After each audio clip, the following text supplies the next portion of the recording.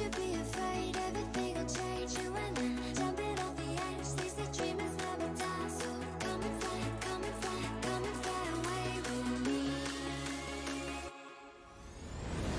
We're rising, we're falling, we're making moves. We're climbing, we're soaring, 1,000 views.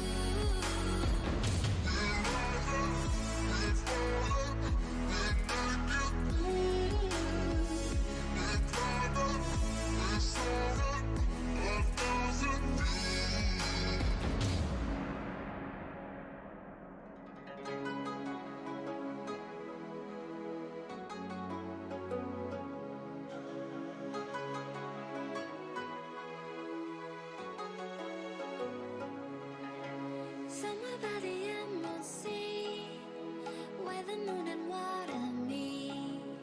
Somewhere close to harmony, when the world is sound asleep. Something's gonna bring the change, journeys we are meant to take. Something at the edge of space, calling us to fly away.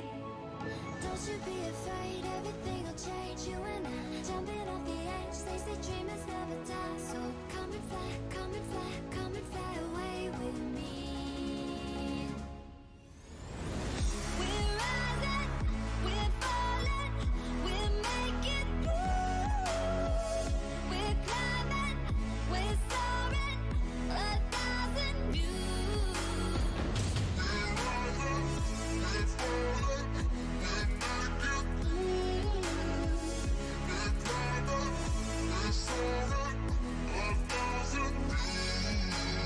Come and fly away, come and fly away, come and fly away with me.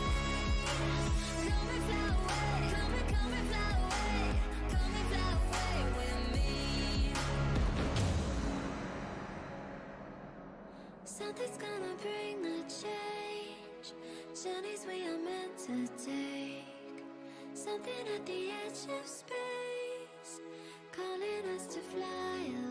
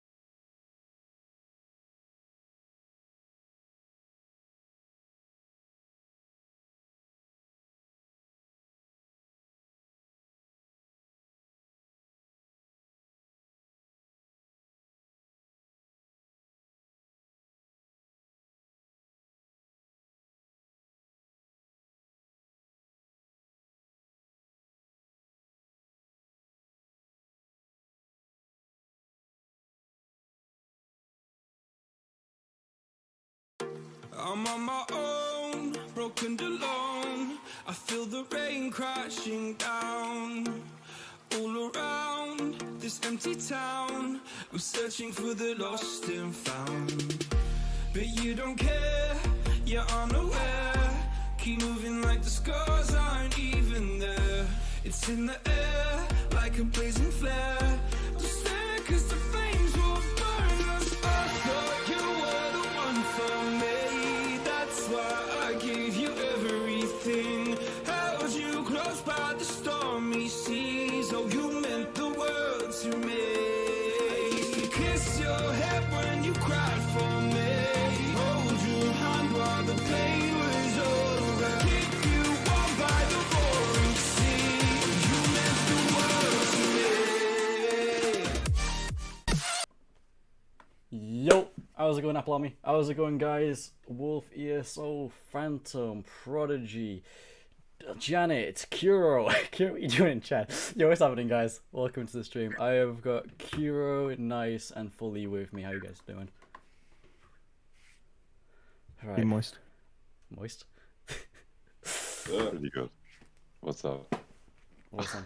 So, as you've noticed, you've got my face cam in the bottom right. I couldn't get my face cam to show on Discord, guys.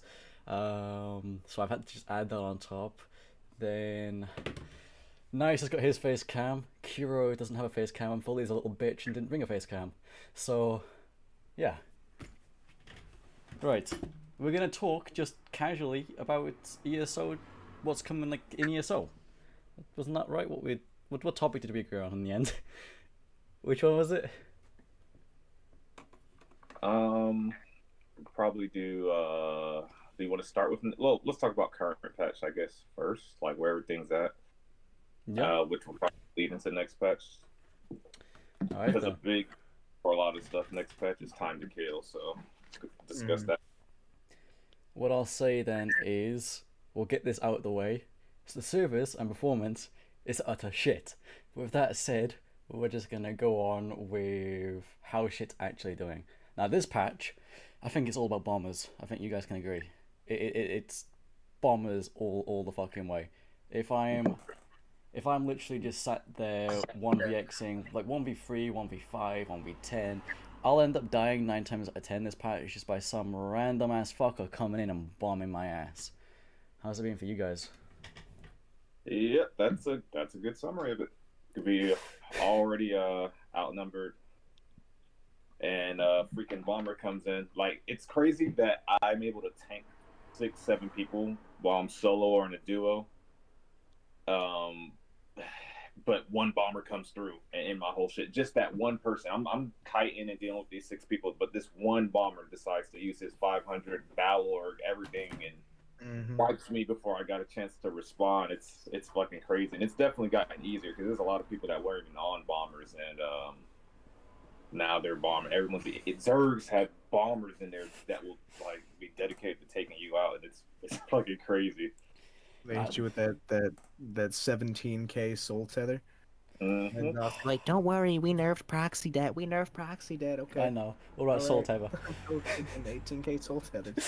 Yeah, I had a bomb go off on me yesterday. Like, the bomb was like, it exploded, right? The soul tether didn't go off, and then like 5 seconds later, I'm fine. Fucking literally, it was about a 16k soul tether. I was like, oh, what the fuck is that? It's not even a bomb. It's just an ultimate. Oh. You get double bombed. You live the first one. You're like, all right, we're good. And then friend, finish the job. I got it. I'll finish him. Yep. Well, I mean, a few patches ago, I could survive that shit. You know, if you could block or do a Citric ulti in time, like, bombing a solo player wasn't as bad. I don't know what the fuck happened going from, what was it? Not last patch, because last patch was no proc, but the patch before that, procs were there. What the fuck happened from that patch to this patch, which made bombers so fucking strong? Or is it just the fact that people didn't play them and missed them? I don't know. Why are they... I think people couldn't bomb in Flames of Blip, so Cyrodiil was locked out for them for so long that when they finally got let loose, they're like, nah, because they used to wait for a whole Zerg to walk by, but now it's like, nah, I gotta get my bombs in, I gotta make up for lost time. And we got that 3,000 spell and weapon damage, so we're feeling it. And not to mention, they also gave us direct damage CP for an extra 10% damage, but no counterpart to that, no direct damage reductions. I mean, that's what we're getting next patch. It took them a whole patch to realize that we need that. Like, hey, let's increase damage, but then not give them any way to reduce that damage until we wait like a whole 2 months. That's a good idea. What do you guys think? Let's push that out the door. Honestly, I don't even know if some of the people at, like, some of the developers actually play this game. Like, I'm not even sure that they go into PvP and actually test themselves in the PTS and think, oh yeah, this thing that can hit you for 17k per ultimate, this is fine. You know, that's absolutely fine. Put that in. What was the most broken thing before? What was it? I can't. Stam. If we're gonna talk about Stam, then it's Stamcrow. When they brought out when it was Stamcrow, do you remember with the Black Rose Prison dual wield with a 30% damage mitigation? Oh my god, I just don't know how they allowed shit like this to be brought into the game. Honestly. Like, do you remember Black Rose dual wield Stamplar with Troll King and fucking remember that? Remember that patch? Oh God. I don't know. The classes that were strong before used to be strong because they could rip you a new asshole. Now they're strong because they don't die. I'd rather die than have a stalemate, personally. Yeah, and that brings me to something I want to talk about, and that's time to kill. Like right now, I feel like time to kill is perfect. I mean, aside from when you get bombed or whatever, but I feel like this has been the most balanced patch in terms of time to kill, which they discuss a lot in the patch notes for next patch. Yeah. Time to kill to be so perfect. Like people are dying, fucking werewolves are dying. Oh, we forgot to bring up werewolves from patch. Matter of fact, let me write that down. Those memories are recessed already. They're all the way that, like, I tried to forget. Yeah. So they're finally balanced, but yeah, time to kill. Outside of when you get bombed or ganked, I mean, it feels right in a 1v1 or outnumbered scenario. So I'm curious, and we wanted to get out this tank meta, and so they gave us all this damage dispatch, and it seems perfect to me in that sense specifically. And now they're like, let's go back to a tank meta. We complained about the tank meta, and now, and we'll probably talk about this more later, but they're up in Battle Spirit. They're adding the old Ironclad. So like how you were talking about with the direct damage reduction. Mm-hmm. So right now we have a Duelist rebuff, which I slide on everything, which is reduced 10% single target damage. I think. Yeah. We need that. And so now you're going to be able to combine that with the old Ironclad, which is a 10% direct damage reduction. So that's a free 10% you get in next patch. Then and this next thing they didn't put in the blue tree for some reason. They're putting it in the red tree so you can really stack into mitigation. But 1% mitigation per negative effect. Yeah, I love that. Yes. That is going on my Stam DK. You know. Do you know if the? I'm gonna. Effects, do you know with the what was it? They're doing a base 10% damage mitigation across the board as well, aren't they? Because they don't like the time to kill. Like you were saying before, the time to kill is in a really good place. I agree, right? I like being able. I can kill some tanks. I like the fact that I can kill most players now. Bombers, I think they're more thinking about gankers and bombers at the moment. Their time to kill is fucking ridiculous. The amount of pressure they get is insane. But in general, time to kill is pretty good, and it's definitely. See, I don't know. You can look at this in a few ways. You can think, yeah, we're getting more mitigation next patch, right? But if we get more mitigation, I won't be running a defense set next patch. So I have like Armor Master on the back bar, and then, do you know, like in the champion tree, I run on most builds the crit resistance. I might be taking that shit out and putting in more damage. And with the damage mitigation going up, we might need less sustain because I run a bow build, so I might not need to roll dodge as much, you know, to avoid attacks. So I'm not sure whether or not the time to kill is going to be changed that much. I'm not sure how people. Okay. Yeah. I think if people want to be tanky, they can be super tanky next patch. I think that's the thing. And that's the thing. So I'll touch on the negative effect CP real quick again. So the thing is, outnumbered, you're going to have a shit ton of negative effects on you. So. Like I was discussing in my stream yesterday, like one Dragonite Claw, whether it's the Venom Claw or Flame Claw, that's 3 negative effects because you got a snare from Ardent Flame, you got the dot itself, and you got the burning or poison status effect, which is automatically applied. Like that's gonna be a big deal. That's gonna be 3 negative effects, and that's just one skill. That's aside from any other snare or negative effect you got on. For 1vx, obviously that's gonna be good because I mean. It's 1% per negative effect. A group of 5 on you, you're probably looking at that 20%, at least 10 to 15. And the fact that it's in red CP tree and you don't got to sacrifice a blue damage CP. Wait, they put in the red CP? Wait, that which one was that? That's in the red tree. I got the picture saved in my phone. I forgot the name of it, but it's one of the new red CPs they're bringing. Was that the negative effect one? You get damage. Yeah. Oh shit. Okay. So you just take that off really armor. You just take that off of the other one. I think it's a balanced CP if it was in the blue tree. Like if you had to sacrifice some sort of thing for it, but the fact that it's in the red CP. That just means it's an insta slot on nearly every build. Like, there's everyone on there. Like I have go-to red CPs, but there's always one thing that I'm willing to drop. Whether you got that max health one or you got that ironclad one. If you're running Ironclad right now, there's no way you're not dropping that 1700 resistances for the negative effect. I don't know. So, and I think that becomes the issue. I was gonna say, like, you talking about this now. Do you know things like Stamplar and Magicka? They're already super tanky. Like Stamplar and Magicka are already super fucking tanky, right? If they don't want to die to me, they ain't dying to me, right? If they're a decent player. And there's this new set coming out, especially for Magicka. Do you know right now Magicka can obviously synergy through the passive Harmony, Grave Robber into, you know, their Blast Bone, Ultimate, right? There is this new fucking set coming out. I can't remember the name of it, but there's a new set coming out. When you put an area effect ability down, it pulls all the enemies into the area effect and then fucking stuns them. So, Magicka are gonna be crazy with this. It pulls them into the fucking synergy. You got no chance. The fuckers will try roll dodge and get slapped. A bunch of sets coming now that are gonna have AOE pulls, and isn't it like there was the one that doesn't even give you CC immunity? Yeah, you're just gonna get pulled over and over. Mm-hmm. No CC immunity. That's a stupid one. Before we move on, if you spam crit rush every time if someone's spamming crit rush on you, you're gonna get pulled back every time. It's gonna be that weird jerking effect. If they don't put a CC thing on that, and they said they tested it, and it makes sense. It's stupid. See, I saw it from both ways, right? Because it's a gap close, and then the second part of it, it pulls people to you, but to get its effect, they have to stay by you for like a second after. So if it doesn't do like, if you can't stun them after, so it pulls them to you, you've got to then fear them or leap them or something, so that the effect of that ability still does its damage. If they can just roll dodge away without being able to be stunned, then the other part of that ability is pretty useless. So wouldn't you say? If they could just run away? If they're in a Zerg of 20 people and they just keep bringing you back into the middle of the hornet's fucking nest, it doesn't even matter.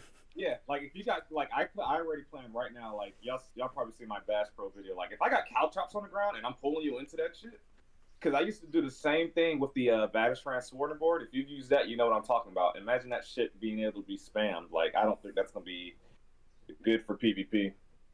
Like that shit pulls everyone in, and if you got caltrops.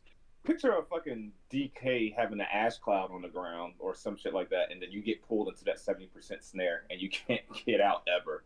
Like, I don't know. I feel like there's a lot of funny directions you can go with that. Might be good in group play for pulling groups together. I mean, Zergling's gonna run that as well. That's it. Oh yeah.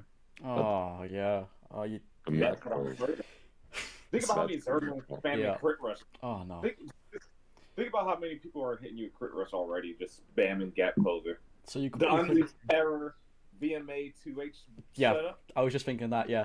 The Maelstrom 2-hand front bar with the Unleashed body, and then you pair that, get rid of the monster set, pair that as well. Holy shit. What up, fucking hell. That's gonna be... Right. That's got me a bit sad now. I've already looked at that from a 1vx perspective. Thinking about it from a Zergling's perspective, that takes it to a whole other level. I don't know how I feel about that now. Yeah, what that dude put into chat, is exactly what I was thinking, but I didn't want to say it. But a fucking Harmony Crow with a Templar, the Templar dropping the Nova for the great Gravity Crush synergy, the strongest synergy in the game. And then, yeah, you already see where that's going. You drop a fucking Gravity Crush, it pulls them all in, or the Harmony Crow pulls everyone in with their Grave Robber proc. Yeah, that's gonna be gross. That's so fucking gross. Yeah. They gotta at least look into taking off the CC immunity, so.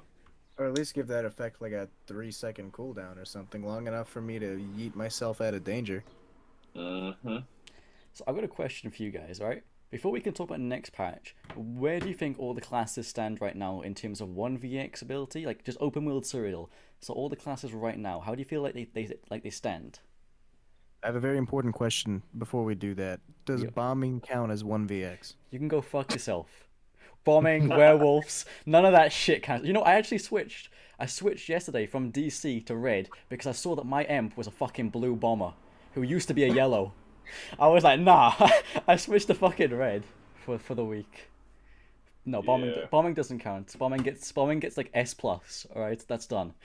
Okay. Well, before we move on from there though, does bombing on a mag crow count? Because a lot of people seem to think that stacking harm tanking killing 17 people at once with minimal effort is like impressive gameplay. So does that count? Yeah, I could see that counting. Because it's, I mean, it's not impressive gameplay, but we're talking about how easy it is to 1vx. I mean, I think 1vx, no matter, I don't care what cheesy. I'm of the belief that I don't care what kind of cheese or set you got. If you're outnumbered, all that goes out the window. You can have a cheesy build. Now, if you bring that up to a duel, like I'm like 1v1 me, and you're like you pull up in this weird, that's different. But when there's 10 people on you, all rules and what's impressive goes out the door. Because if you kill 10 people, those 10 people have access to the same shit you do. So if you manage to kill them, I don't care what you're wearing personally. Don't get me wrong, I used to hate the Crimson meta. I used to hate, when people wore Crimson. I thought that shit was overtuned, but I think if you're wearing anything, if you're outnumbered, everything's impressive. Fair honestly. enough. No, I get that. If I kill, say, I've only hit 1v10 this patch, right? The server's been fucking. I'm not gonna talk about servers, right? I've only hit 1v10 this patch, and yeah, there was a mix from like level 30s, 100 CPs, all the way right up to like 1,600 CPs. I don't care who the fuck you are. If you're getting dropped to me in like that 1v10, that for me, I'm happy with that, right? I'm happy with that. Mm-hmm. They've got all the access to that, all the desyncing shit, all the debuffs that they've got on you, all the healing you gotta do. There's a lot that goes into it. However, they usually have dedicated healers and shit. They don't keep their buff right. So, yeah. But then again, if you're a Stamcrow, it's hella easy. It's like I've jumped on a Stamcrow and I could just on literally any patch I could jump on a Stamcrow and just do very fucking well with minimal effort. Like I know, like I can look at a group, right? And my main Stam DK. I look at them and think, yeah, my Stam Necro could take them out. My Stam DK, my best class wouldn't be able to do it because it's just not good enough. Yeah. I would say it's easier. Yeah. Yeah. There are things that make it easier. There's like... So, for you right now, what do you think is performing the worst, guys? What do you think is performing the worst this patch in 1vx? The worst? Magicka something. I mean, I don't want to low-hanging fruit here, but non-bombing mag blades... oof. See, I was thinking that, right? But I saw a fucking amazing Magblade last night. I don't know if you guys know him. You probably he doesn't make content, but he's PS4 EU. He's called Joppy K or Joppy PK. I was dueling him last night on my Stam DK. I literally went down to about, I think, 500 HP. I won twice, right? I won twice, but he could have easily had me on my Stam DK. That Magblade could have easily have had me, right? And I've watched him literally 1v8 and mess with people. He's very low.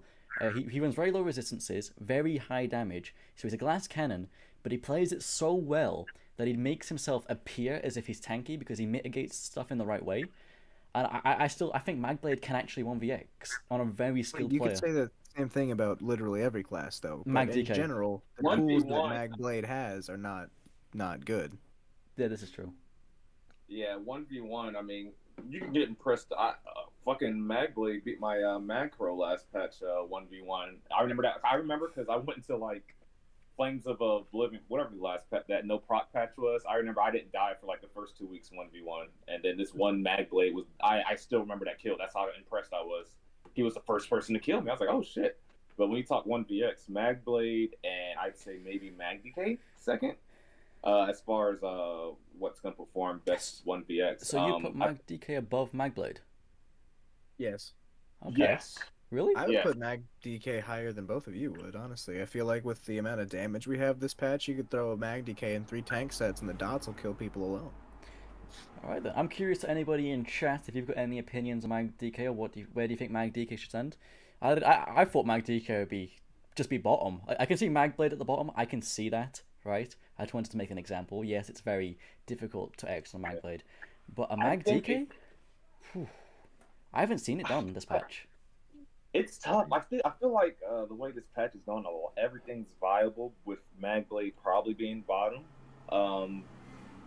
But I think I did a fucking long ass stream on Magicka yesterday, and once I switched my build up and I got something good, I felt like I was doing all right. I really did. I finally found something to work for me, and it's good. Like you can pull off of Magicka 1vx. Magblade, I mean, if you're in a spot with, I think Shade is the best. Well, and Cloak obviously, but if you're going that route, but I think shade is probably the best form of mitigation. I always say line of sight and shade is the best forms of mitigation in this game. Because if you got somewhere with different levels of elevation, shade is amazing. Like if you're in a resource tower, and shade at the bottom, and you can instantly teleport to a different whole level. Yeah. Which is why I put Magblade above Magicka. Magicka can't do that shit. The difference is Magicka has a one-button full heal that they can. Have you guys seen the Coag heals? Fucking like 20k Coags. But yeah, it's insane. I've seen them, but you have to be a glass cannon to be able to achieve those. Yeah, I'm an Argonian and 3 heavy. My Dragon Bloods are pretty decent. Okay, so you guys think Magicka is not as bad as people make it sound? Then is what you're saying? It's definitely, it's doable. All right. Yeah, I don't think it's great. I think it's a really, really good. I mean, pretty much everything is a really good pug stomp. I think Magicka is one of the ones that is really good at it's because you have so much AOE pressure, so many. They don't know how to buff or heal themselves; they'll just fall over. And here's the thing: the way Magicka has to play traditionally is typically you're gonna win through your dots, right? When you got 8 motherfuckers on you, being able to turn around, go to your front bar, and dot each of them up. You went through pressuring them and out sustaining them typically if you can, and then once they get to about 50 or 60, maybe your leap can go ahead. You do a leap into a whip or whatever. When you're outnumbered, that's a little tough to keep those dots on everyone and go on the offensive, which is the issue. Sometimes, most situations, I'd say. But yeah, I think most people, I don't remember everyone's patch tier list, but I think most people put Magblade at the bottom consistently outside of bombing and ganking, obviously. See, the thing about Magblade is that there's no middle ground. So you're either a super squishy, ridiculously high damage that spends half the time in cloak, or you are a tank that occasionally has semi-high burst that is easily dodgeable. One of the two. Yeah, that's my issue with Magblade. And to be able to kill people, you got to be really skilled to 1vx. You got to be hella skilled. Fullyy, what have you got to say about that? You got anything, bro? I mean, I would rank the Magblade over the Magicka because of the movement, because of shade, in my opinion. And yeah, the Magicka has no good movement, in my opinion. I mean, if you go race against time, maybe yeah. But I feel like Magblade is better in open world than Magicka. But that's my personal opinion. Alright. Then this leads me on to my next thing then. So that's what we think. Okay, that's what we think at the bottom. What do you think are at the top of this patch then? Oh. Yeah. Stamina. Stamina? That's it. So, before we, well, don't need to do too much of intermission on this, but procs, the change to procs affected all this, by the way. The changes to procs affected all this. Because last patch on Magicka, if you were able to, well, I think it was patch before last, whenever they changed procs, if you were able to put on Grothdar, but you can have only, I don't know, 3,000 spell damage and that shit still hits hard, then, you were sitting right. If you can put on other proc sets, Vatishran Inferno Staff, like, that shit carrying a lot of your damage for free because Ellie Drain's a free skill. It was different. But now with the change to procs, Mag can't run fucking 3 or 4 different procs. You may be able to fit one on, but it's not going to hit as hard as it once did. Procs that scale on your damage, that is. So I think that changed things because, like, I remember in Flames of Oblivion, Flames of Ambition, whatever the patch was, I keep saying the wrong name, but I was on a Stamsork with Fortified Brass and Spriggans. I had 2 Spriggan dual wields, and I still had 7k weapon damage and Fortified Brass. So I'm sure fucking Stamsorks are able to get crazy damage with procs without sacrificing anything, or stamina builds in general, excuse me. So I don't know. I feel like that says enough that we both. I'm pretty sure everyone here is going to pick a Stam build for their #1 choice on what's best this patch. All right. Yeah. Well, I actually did a tier list, and I had at my top in my S list, I had obviously Stam Necro, I had Mag Sork, I had Stam Blade, and I think that's the only 3 I put up there. I can't. Maybe I put somebody else up there. but those are the three. Those are the three that I vividly remember being up there. Stam Necro, Mag Sork, and Stam Blade. Now, but people said to me in my comments that they really don't think that Mag Sork should be an S tier anymore. What do you guys think about that? With procs and dots and all the damage that they can take right now, it's a lot harder for a Mag Sork to stay alive, especially with Stam procs on top of insane Stam damage. They can't stay alive anywhere near as well. Like, think about the fact that most of the proc sets that people still use are dot, and that just melts Mag Sork shields. Yeah. So they're just about never shielded. Before, when people had to use actual skills, Mag Sorks were loving it because, you know, when Mag Swords use actual skills, people just pop. Okay? But when everyone else can use procs and the Mag Sorks can't, Mag Sorks don't exist. Yeah. And I think what it is for me is the Mag Sorks that I do see about generally tend to be the very high skilled Mag Sorks that can do stuff really well. And I still think if you're a very good Mag Sork, it just makes the class look so much better than what it actually is. And I think if I went back into my tier list, I wouldn't have put it S again. But that is where I did put it. Where would you put it then? Because I wouldn't put it... I couldn't say it's anything less than an A because it still has amazing movement. It's the best mag class by far. It's definitely... If you don't put it in S, you're damn sure giving it an A+. Yeah. At the top of A. So, they have a lot of fucking CP for them in the red tree, too. Remember when they changed light armor to basically give you dodge roll cost reduction? I remember when I seen that meta for a while. This is back before they took away our crit resistances, and so Mag Sorks was like, all right, well, I'm going to go full well fitted. There's a red CP that when I have a damage shield on me, I can reduce my dodge roll cost even more. I got Dark Deal. You got Ball Lightning or Streak Away to mitigate damage that way because you're creating distance. Like, it's fucking crazy. Mag Sork is definitely the best mag class, and I don't think they've not been the best mag class outside of, I think it was, what was it, Scalebreaker, when it was like a dot meta or some shit like that. Mag DKs just fucking annihilating everything. Yeah, I think that was probably the only time in the game's history where Mag Sork wasn't the best mag class. But I think Mag Sork's got competition now, you know. I think Mag Crow's competing for the best slot. I do. Mag Crow, Mag Templar have been creeping up. Mag Templar's patch is a beast. And Mag... A beast. Yeah, I don't know about beast. I'd say it's good. It's definitely good. Okay, it's a beast. It's a beast in 1v1s, and that's where it's been shining for me. But with prior vampire Magplars right now have just been stupidly tanky and doing high damage. Not to get off subject because we still ain't answered the question about the best top tier, but I'm gonna call it right now. I think Magplar is gonna be the best mag class next patch. And see, I think it's gonna be Magcrow. I think Magcrow. Really? I got Magplar as best mag class next patch, and here's why. So that passive on Plar that gives 6% weapon damage. Right now, as it stands, it's gonna also give 6% spell damage. So you can probably go back to using procs, and they're going to scale great. Also, you're going to get 6% spell damage, but here's the thing. Templar has one of the only sources of minor sorcery. So they easy minor sorcery. So those crescents are going to hit hard, and they can actually get away with doing a prop, and it's still going to hit hard. Like, I think Magpars with high spell damage, and then throw on stuns for your gap closer. Yeah, top line charge stuns. Yeah, man. Like, I think what else? And they medium armor doing spell damage. Yeah, that's a change and a half. I'll be in light armor next patch for some pieces on my fucking stamina classes. These are some nice changes in the next patch. Gonna be given spell damage. It's gonna be weird. I feel like 3-3-1 is a big.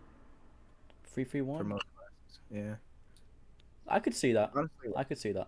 I was thinking 5-2. 3-3-1 on most classes, like heavy chest and then 3 light, 3 medium, because that's just a lot of damage across the board. Light armor is going to give physical pen. Medium armor is going to give spell damage. Yeah, that physical pen on light armor, because not most, but a lot of mag classes, Macro, for example, I know of off the top of my head, is using Dawnbreaker. So that's awesome. That's awesome. I think Magplar and Magcrow are going to be in a strong ass spot next patch. I really do. And I honestly think that I don't think Magsork will be top next patch. I don't. I don't think there's any major changes to Magsork. So There's not many major changes to many classes, in fairness. It's just the changes to everything else. That's how you can build those classes. You know what? So I just said Magcrow and Magplar, but hear me out. I don't think it's going to take over both of them, but Mag DK, that scaled armor, getting that extra physical resistances, that's going to be a great changer. See, from I don't taking, like that change. I don't like it. Yeah. You don't like it? Not from a Stam DK perspective, because I like having spell resistance, and then I put a physical resistance potion, and my resistances just go up. Now I'm just going to get even both. I don't... Oh. But I think it's better because... It is better. Right, it is better. I just don't like it. 300 spell resistance. I think that's overkill. I'd rather... Because you still get some. You still get that 1,600, because they're splitting it half between two. So you're going to get 1,600 more physical resistance for Mag Decay, which I think is awesome. But the thing that they didn't put in the patch notes, Mag Corrosive. We're getting Mag Corrosive. Yeah, it's spell pen on corrosive, dude. That's gonna be whack. You know what? I didn't read that. So we're getting corrosive. It's not in the patch notes. It's not in the patch. There's a lot of stuff in the patch notes. Matter of fact, I'll write that down because there's a lot of stuff they didn't put in the patch notes. You know what else isn't in the patch notes? They nerfed the try recovery CP down to 90 instead of 150. Yep, exactly. Yep, that's what I was referring to. Yep. Is this what's being found out in the PTS? Yeah. Mm-hmm. Oh, this is bullshit. See, I don't get access to this shit. That's the first time hearing of this. And I'm sure they're nerfing rejuvenation, which everyone pretty much has slotted for, which is 150 recovery per that makes resource. Sense. They're taking that down to 90, but they're moving the 150 to another CP where you get the 150 recovery if you have a negative effect on you. So the blue CP. You will always have. Outnumbered, you won't notice a difference, and if anything, you can get more recovery now if you choose to slot. I don't think no one's going to double slot those, like through the 150 and get the 90 from the other ones. So, see, yeah. So it just basically moved, I guess. You know what? You're not losing out on that resistance from that red CP with that DK armor change. There you go. Yeah. That armor change is, I think it'll put me at like what 23k physical on my current build right now. I think I think that's gonna be a good change for Mag DK. But that's spell damage. Well, spell pen corrosive. When Flames of Oblivion hits and you got a 3-proc Molten Whip. Ugh. Just a quick check of the chat. So, Club Nismo thinks Magcrow is going to be strong. The God of T, who is a Magcrow, is saying Magplar next patch. Janet thinks Templar in general. So that's interesting. So the God of T is probably one of the best Magcrows that I know, especially on PS4 EU. Not stroking his ego, but he's just very good fucking Magcrow. And he's saying Templar, so that's got me. If that man thinks it's going to be Templar, I mean, I'm now very curious to see how high they're going up. Spell damage next time. You're going to see 7k spell damage on Magplars, maybe more. Oh my gosh, I can factor in a Balor Magplar. My gosh, with minor sorcery and then the 6% spell damage, you can hit a big ass crescent. My gosh. I mean, if you're already double slotting damage CP, you can hit like a 14, 15k tooltip on Crescent right now. Ugh, that's gross. Someone said Deadly Strike is changing. I didn't read that. I didn't read that either. Saka said earlier as well, don't talk shit on Magblade. I'm sorry, Saka bro. We were just being honest. If you got anything to add about Magblade, let us know, dude, because I know you're an amazing guy. Full disclaimer, we're talking like outnumbered. I'm sure any of you Magblades in chat can come whoop my ass 1v1. So Saka is that? Do you know that ganker who's like he's like the merge between a ganker and a 1vxer. He makes ganking look like 1vxing, and I just like, dude, just stay away from me. I think he runs Chlorians and stuff when he does his Chlorians kind of spectral bow with and execute, and that man will drop you before you can even put a buff on. I'm just like, the fuck's going on? Even when you've got buffs on, the man hits hard. What is he saying? Chill is busted. Okay. Just scroll up the chat. So Mag DK is apparently OP if Leap works. Have you guys tried playing DK in Imperial City? Yeah. That was most of my stream last night, and my gosh, sometimes it fucked me over. I haven't even tried playing my Stam DK in IC this patch. I refuse to run Dawnbreaker on my DK. Refuse. Don't use Dawnbreaker then. You do what I do. Use Corrosive. Use Corrosive and stack ult gen, man. Yeah, you can do that. With all the damage right now, just stack weapon damage, get fucking 7k weapon damage. But I want to press Populate leap. your Campbell of I choice. want to fly. I want to fucking fly. It's 18%? Wait, hold on. What did he say? So, I get what you're saying, Kuro. You know, Corrosive is strong as fuck, but... Wait, is he saying increase your damage over time and channel to 18%? Does that mean it works for mag, or... I wonder if that's what he's... Is it still physical, or is it just everything now? You know what? I can't remember that exact change. New monster set. Oh yeah, Okay, Magma Incarnate's gonna be badass. That's gonna be a good monster set. Everyone's gonna run that thing. I haven't seen that monster set actually. What's it doing? Whenever you use a single target heal, I believe, or just whenever you heal, you give them minor courage, which is like 3,000 armor. And, Oh. No, 3,000 like 250 spell damage, and then they also get the minor courage as well for armor, which is like 3,000, as well as 1 mag recovery. Is that the one with the one-liner of Stam and mag recovery? Yes. I've been wanting this for ages. I've been wanting it for ages. That one I think piece? the only class not using that is DKs, because Bloodspawn, but everyone else? No. I actually think that's going to be the crossover between Bloodspawn and Balorgs, because DKs either run Balorgs or Bloodspawn. I think this is the in-between set, because I think it's the honest in-between. If you want to run a bit of both worlds, I think I see DKs in that. I'll be running it. I'm going to be testing it on my Stam DK. I've never taken Bloodspawn off my DK. It's never come off. Yeah, but you're a full heavy player. You like your ult gen. You haven't come to the medium armor style. No, I started on the medium armor side, and I was like, why the fuck do this when I could do this? You know, it's like you seen that top gear. This is nice, but this is nice, and that's how I feel about medium. Some class.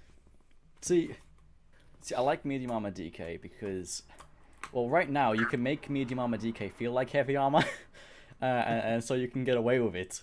But DK I like to play kind of like, I like the hold your ground kind of DK feel. I do. It feels very classic DK ult regen.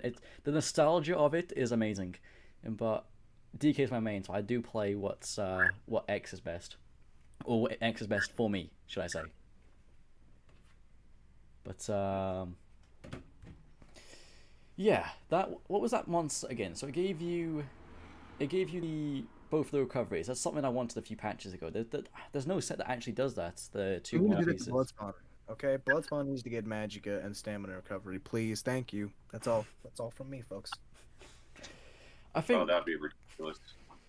Yeah, I mean, I think there needs to be one more set that can give a line of magic and stam recovery. I think there should be one more set that can do it. Just like how there's multiple sets that give weapon and spell damage, or stamina and magic, that kind of thing. I mean, they could just stop being weird. They're like, We want to do hybridization. just make every single monster One Piece have magic. Unless they're a health bone. Keep it health. But I feel like that'd be a nice change. You see a little mix-up of monster sets and stuff. Oh yeah, see, fucking Stam DKs with Falcon Scoria or some shit, because it'll get physical and spell pen. That'd be hot. I'm just reading chat right now. I see too many bugs. Magpul, the new monster set. Magma Incarnate. I give you minor courage. Yeah. Deadly nerf. Someone's saying deadly nerf. There wasn't a deadly nerf, was there? I swear. It's a nerf if you're not using like other things. Like if you, like say on Stamplar where you have jabs, and that's it. That's the reason you're running deadly. You've lost 2%. But if you've got some non-physical or poison whatever dots, it could be a buff, I guess. In general, it's more or less a nerf. Hell, if you put deadly on, let's say Stam DK, for example, like your volatile armor just got buffed, right? The little dot that you put on people from your armor buff. Oh, I can't remember if it got buffed. Because if he said deadly now works with mag damage over time, then even your volatile armor is going to be ticking for more damage. And that's just one example. Oh, question: is anybody even gonna bother with volatile armor on Stamd patch? Yeah. Night blades out of Yeah. stealth?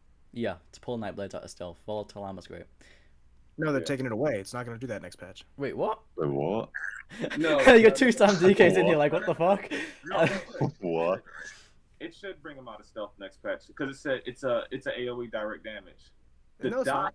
The first the hit dot- is a dot. It's the first tick of the dot. I think. Uh-uh. No, that might be Actually, that might be right. That might sound right, actually. Oh Because no. if the first hit direct damage, like it hits them, right? I don't believe so. I don't know 100%. I've never like triple checked, but I'm fairly certain that it's just like if you look at the tooltip, it doesn't say No, I think deals no, X damage I think and then this damage and dot. It just says I think dot. Kira's right. I think Kira's right because it doesn't. Oh. You don't use it. You don't use it for damage. You don't use So it. For, things like solar barrage, not gonna pull them out. Armor, not pulling people out. Hurricane, not. I mean, True. Yeah. if that's the case, no, we won't run it. We won't run it if that's the case.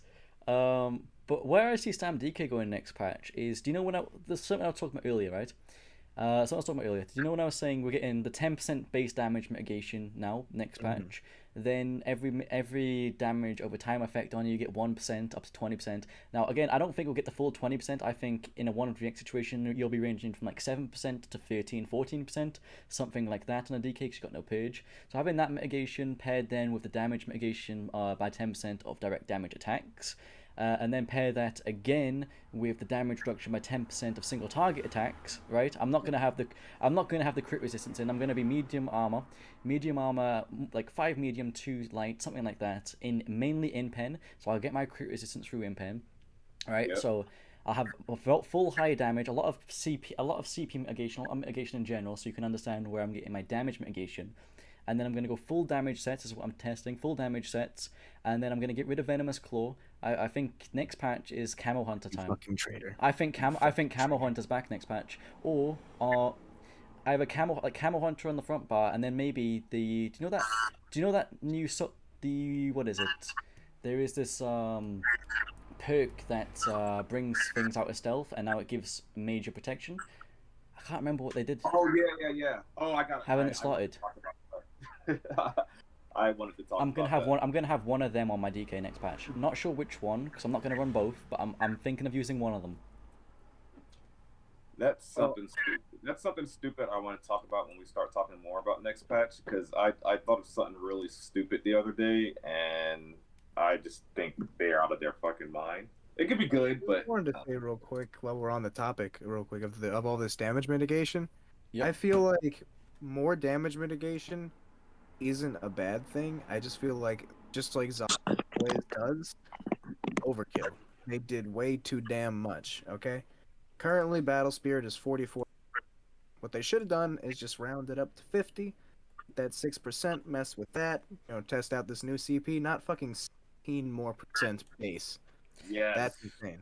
Yeah. But the new CP itself, that's gonna be a massive change because I don't single target defense CP. I'm using the AOE breaker because of blast bones because sub is, but now you're gonna be able to mitigate all the AOE shit and the single target P. Plus you got that new CP, which would, like I said, outnumbered. You're gonna have easily 10 somewhere up. I mean, if you got 30 people on, you're gonna be maxed out.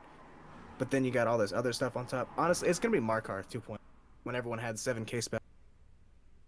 That's what it's gonna be.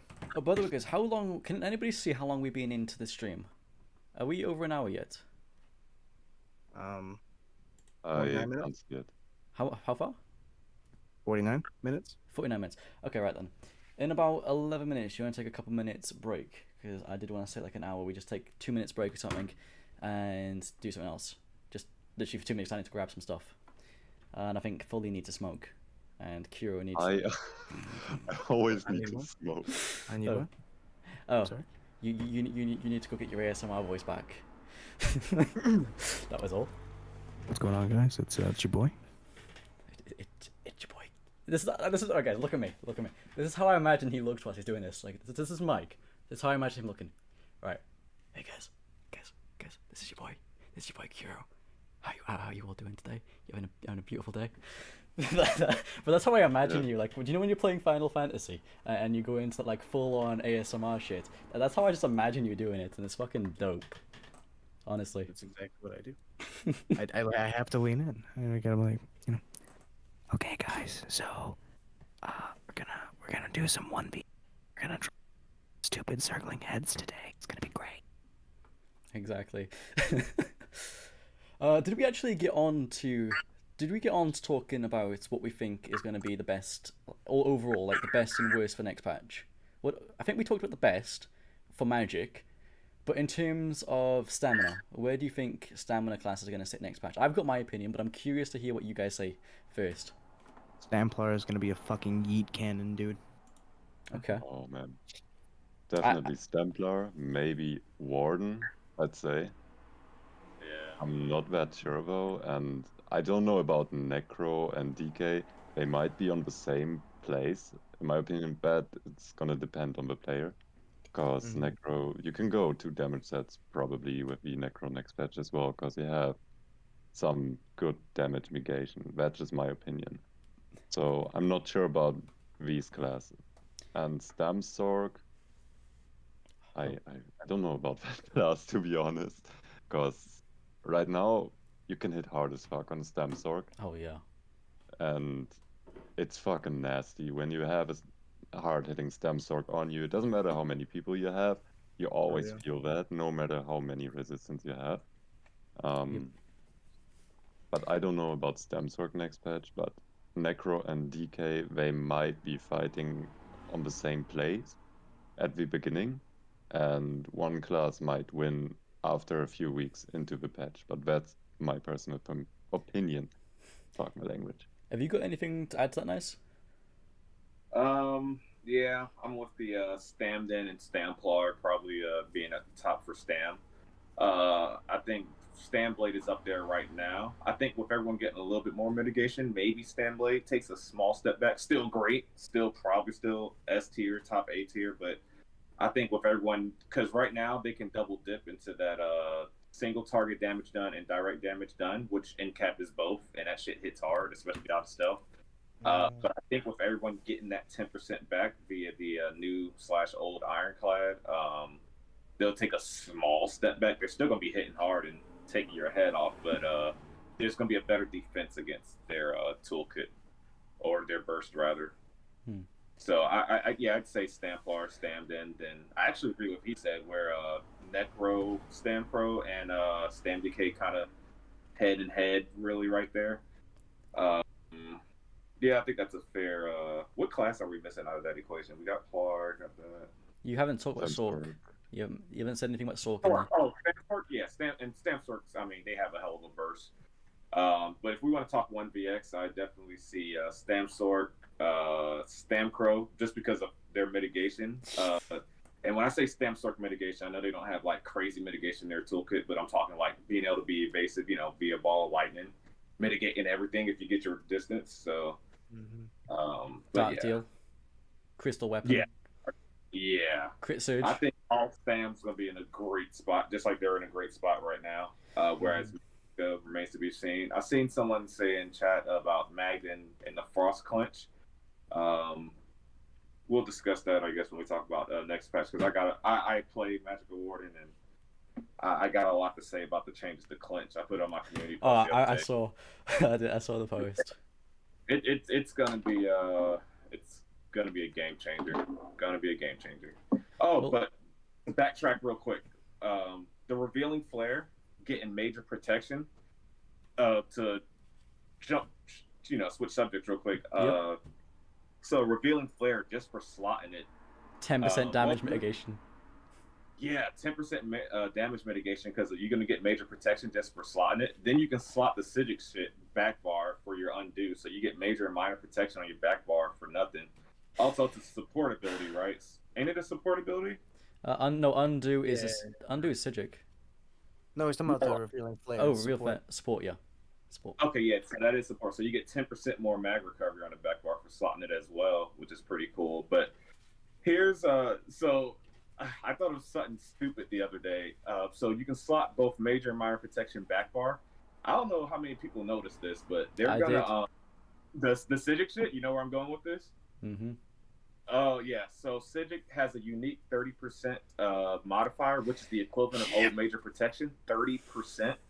So if you meditate, which is the channeled ability, if you meditate, you're gonna get 30% mitigation next patch. That's not major or minor. So you can slot your Sigic alt, slot your revealing flare, and put your meditate on back bar. I think we're gonna see a lot of people slotting meditate again. Yep. Because that's gonna be ridiculous. That's fucking ridiculous. Yeah. The bar space Thank you for revealing some of my things I wanted to test on Stam DK. The bar space is gonna get a little clunky, but I mean, with meditate, you can definitely drop something because you're gonna get resources that way. But I think that's gonna be a game changer. Maybe you don't slot the revealing flare for the major protection just for bar space sakes, but slotting the undo, the Sigic shit for the 5%, and the meditate putting in there, I think that's gonna be a game changer once people catch on. I want to low key do a troll build just to see the mitigation where I do a high elf because they get 5% while channeled, the Sigic shit, the major minor protection, and then put on Light of Cyrodiil, which reduces your damage taken by 15%. Like I know mitigation is not additive in that way, but just to see how much I mitigate just for the hell of it. Just quickly then back to, so you three had your say on what Stam classes you think are going to be the best next patch. I don't think you guys are going to agree with me by the sounds of it. See, everybody thinks Stamplar is going to be fucking godly next patch. Right now, as they stand... Okay, no. I just want to go ahead and get that out there. Yeah. I didn't say that. A lot of people do think that they're going to be insane next patch. Top tier. Best Stam class out there, right? Right now, as I sit, I think everybody can agree they are the worst Stam class as of right now for 1vxing. Do you guys agree? They're pretty shit. Yeah. I've got them in like a B, kind of like... just an average B area. I think next patch, right, with the buffs that they're getting, I think they'll go up to an A. I think Stamplar will go up to an A. But I still do not see Stamplar competing with the likes of Stam Necro. Stam Necro it won't be competing with. I think it will be competing with Stamden, because I don't think Stamden is as good as people say it is, especially not after Subterrane lost its major fracture, and then with the healing nerfs to Arctic Blast and health recovery, I just don't see Stamden in the same place as it used to be, and I sit that in a solid A place. Brilliant for nuking people. I still see it in a solid A place, probably on par with Stamplar next patch. Stam Sork I don't think is going to be as good next patch, purely because people, as right now with the one-shot Stam Sork build, people are playing it more glass cannon style with the one-shot build, and then maybe chuck an Engine Guardian. They won't really be able to up their damage much next patch. They will have more resistances, but they won't be able to up their damage so much next patch, but people will be tankier. So I don't feel that one-shot build working as much, and I'll see a lot more sword on board two-hand builds come back, and it'll still do very well. I still think with the Streak Dark Deal, it'll sit very well in like an A tier, just as it has always done, as just being very good at being able to move around, sustain, and nuke players. But I think the biggest change for me is that right now, Stam DK has to run a defensive set. On the builds that we Fullyy and Nyce be running, we have to run a defense set. Next patch, I don't think we're going to need a defense set. I genuinely believe we are not going to need a defense set. So my damage is going to go up. I know, like I said before, other people can have more mitigation. But I've just got this feeling that Stam DK is going to take that step to being an S. And something like Stam Blade's going to drop back down into something like an A. Because they won't be able to nuke people as much anymore. Because they're already full damage.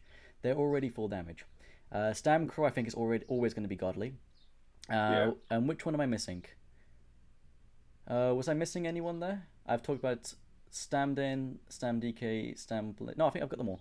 So I think it's gonna be neck and neck Stam DK, Stam Crow for the S position, and then the other four in A. That's what I think. Yeah. See, I didn't actually tell you guys what I thought. All I said was Stamplar is going to be a yeet cannon. And I think that Stamplar is going to have the ability to remove a single in this existence very efficient next patch, but it's still going to suffer from all the same things. Ability, stain, no healing, no tank ability. The only thing it's going to be able to do next patch is stack more weapon damage to make that rally and that vigor hit a little bit different and try to kill people as fast as possible. That's it. Like, Stamplar will be good at killing, but even then, it sucks in comparison. Okay. It still needs a lot of adjustments. First of all, this is something that's been on my mind lately. Why the fuck is Stamplar class the only spammable the only AoE ability in the game that does less damage to people in an area. Every other AoE ability does full damage to everything it hits. Why does Stamplar, why do jabs do like 25% of that damage to everybody else? Why is that? Why Oh, can't we God. do full damage? I'm not gonna lie, I'll play devil's advocate on that one. I think that's a good thing. I really do. Um, just to play devil's advocate, I think if jabs hit everyone in the area for full damage, there would be no reason to play anything else. I think jabs, and I'm not advocating for a nerf. I think Plar is. Oh my god, I love Plar. I love where it's at, especially Stamplar. I think jabs is such a strong thing, and that it does jabs. That one button does so much. I've said this plenty of times. Jabs is an AOE. It's direct damage. It could proc the what's that light passive? Adric light, Like, burning light. There we go. right. All right, so we're at three things. All right, direct damage, AOE, can proc burning light. It gives you major savagery, so you don't even have to slot Camel Hunter if you want the crit. Oh, by the way, it snares people. We're at five things. Pulls Nightblades out of stealth. We can kind of put that as a sixth thing. I think it does so much already, and it hits pretty hard that if it hit everyone in that area at full damage, you really wouldn't need to slot another ability. Maybe a CC, but that's it. I think if it hit everyone, and jabs, I've had someone on the bottom level of a resource tower jabbing someone, and it still hits me on the next level. Mm-hmm. So it has Well, a then- decent. But yeah, you're right. I It's agree with the I agree with Nyce. Sorry, I agree There's with two Nyce as well. things that I've said that you could do to jabs. There's that one, which I think that's the one that I think I would prefer because you've got Necro, you've got Stamden that have a Dawn. You've got bombs, you've got Spin to Win, which is jabs but an execute essentially, but a full 360 AOE. But if you don't want to go that way, you have to remember that literally anyone that is in medium armor or using dual wield can take our damage down by 20+% just by having a single skill slotted. So I think if you don't make jab full damage to everybody, then what they should do is how jabs full damage to one single target. Mm-hmm. I need to change that to be a single target like calculation, so that way our spamble can actually hurt people. Because you fight a Stamcrow Okay, I can agree on that in much. medium armor, they don't die. You know get what? like 300 damage jabs on a Stamcrow in medium armor. Fair compromise. Because I agree with you. When you slot evasion, major evasion mitigates a lot of tooltips. Because I played Harmony macro, and whenever I ran across a Stamplar or any Stam build with evasion, my whole build was fucking done. My Blast Bones and my Great Barber shit. I think a fair compromise between what both of us said is make jabs do full AoE damage, but within a certain radius. So you know how I think it has like an 8-meter or 6-meter range. I don't know, something like that. Yeah, but maybe if you're so close, like you're within enemies within 3 meters take full damage. The ones on the outskirts of the jabbing takes less. I think that'll be fair. Yeah, Yeah, okay. I could see that. The closer you are, the more damage you take. I could see that. As you guys been talking about AoEs and jabs, I just imagine Stamden with jabs. Just imagine that. I was just thinking about that. Subterranean jab Stormbreaker. Real quick though, the Prince ESO just said in chat, Magplar gets shafted more by, and I don't think that's true because Magplar has they have dot, they have some kinds of different. Do things like Dark Flare if you want to. They have ways to mix it. Just jabs. That is literally. I mean, Stamplar can run uppercut. And I do. So he's right in that sense, but yeah, like you said, they have other things in their toolkit to mitigate that. Whereas Stamplar, outside of jabs, that's your main DPS. So, I mean, Stamplar can run stuff like you can run a crit crit rush instead, chuck unleashed on. You can go down that route if you want to. You can chuck uppercut on with the unleashed. I mean, there's different routes that you can take, but jabs is best. Specifically talking about their built-in kit. Yeah, they don't really have options. You know? No, that is me. Like you could do what you said, and you could do uppercut, but then you're shafting yourself because everyone knows that toppling is the best stuff. Oh yeah. Yeah, I mean, Major Evasion is just a big shaft to Stamplar, I won't lie. It's a big shaft to half the classes in the game as well, Yeah. But it did get nerfed recently, though, in fairness. It took a 5% mitigation myth. it did not. If you think about it, because you need 5 medium on, and each medium is 1% reduction. So you no 2% reduction. It got buffed. It gets 30% now instead of 20 if you're using shuffle or you elude. Fair enough, this is true. Yeah. I was thinking about Major Evasion itself, but yeah, the majority of people run Major Evasion through medium armor and not the dual wield. So, If it's the dual wield, minor debuff. But if it's medium, it's a buff. which is in fairness, that is the majority of cases. Yeah. Okay then. Out of curiosity, what did you guys think about my stamina list then? With those 2 being top and the rest being A. So like all 6 being AS. I don't Yeah. really agree with Stam DK being S necessarily, but everything else, I just think that Stam DK lacks supplemental burn. They have leap. That's it. If your leap Yeah. doesn't kill them, you're like, well, back to the drawing board. The thing is, when you debate what Stam class is best, I think everyone's going to be right. Because Depends how you Stam look is at a spot that all of them are, you can argue. I don't know. I think unless you argue that Stamplar is the best, I don't know. I think unless you argue that Stamplar is the best, no matter who you have at the top or what order you have them in, all Stam classes are in a fair spot. I think if you debate which mag, like if someone comes in chat and they try to tell me like my Magden is meta or Magden in general is So the didn't somebody best come in and mag say class, something I'm about probably that? gonna have some words. You can have a debate with Mag, but Stam, I think everyone's right. You're gonna have some varying opinions, like, oh, I think this is in third, but this is in second. Well, I think this is in second, but this is in third. Then, but on Stam, I think everything is just so usable. Everything's in a good spot, no matter what class you want to play. Mag is a whole nother case. Mag is a good debate because, yeah. You know how you said that Jabs does a lot of stuff? Yeah. Can we just real quick talk about how wishy-washy Zenimax's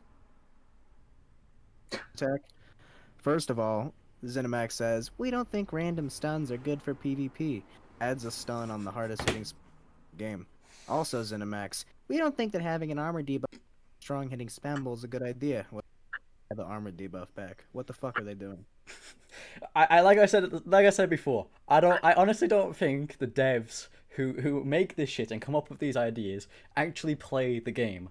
I just think, oh, they look at some stat sheets and people complain, like, oh, they're complaining about this shit. Okay, let's just nerf this or add a percentage on this. I don't think they actually test it out. I think they just chuck it on the PTS and say, hey guys, test it for us and tell us what you think about these shit changes. Yeah, and I think that's an issue because there's no way. I forgot which one of you said it, but whoever said it, just round the battle spirit up to 50%. There's no way they should have changed battle spirit and added more mitigation to CP. They added so much more mitigation to CP and drastically changed battle spirit at the same time. What their problem is, they do complete overhauls at the same time. It's like when they were testing if cross healing was affecting lag. They changed cross healing and they changed something else, and I for the life of me can't remember what it was. But I was like, no, just test those things one at a time. Like right now, just change. You added all these new CPs for mitigation, and I know that not everybody plays in CP, so you can't balance the game around that. So make battle spirit up to 50. Just add another 6, maybe 7%, and then we got our new CPs. That way, no CP sees a change in time to kill, and obviously CP does. I think them adding all that free mitigation via CP and adjusting battle spirit so drastically, I think this is going to be a shit show as far as tankiness.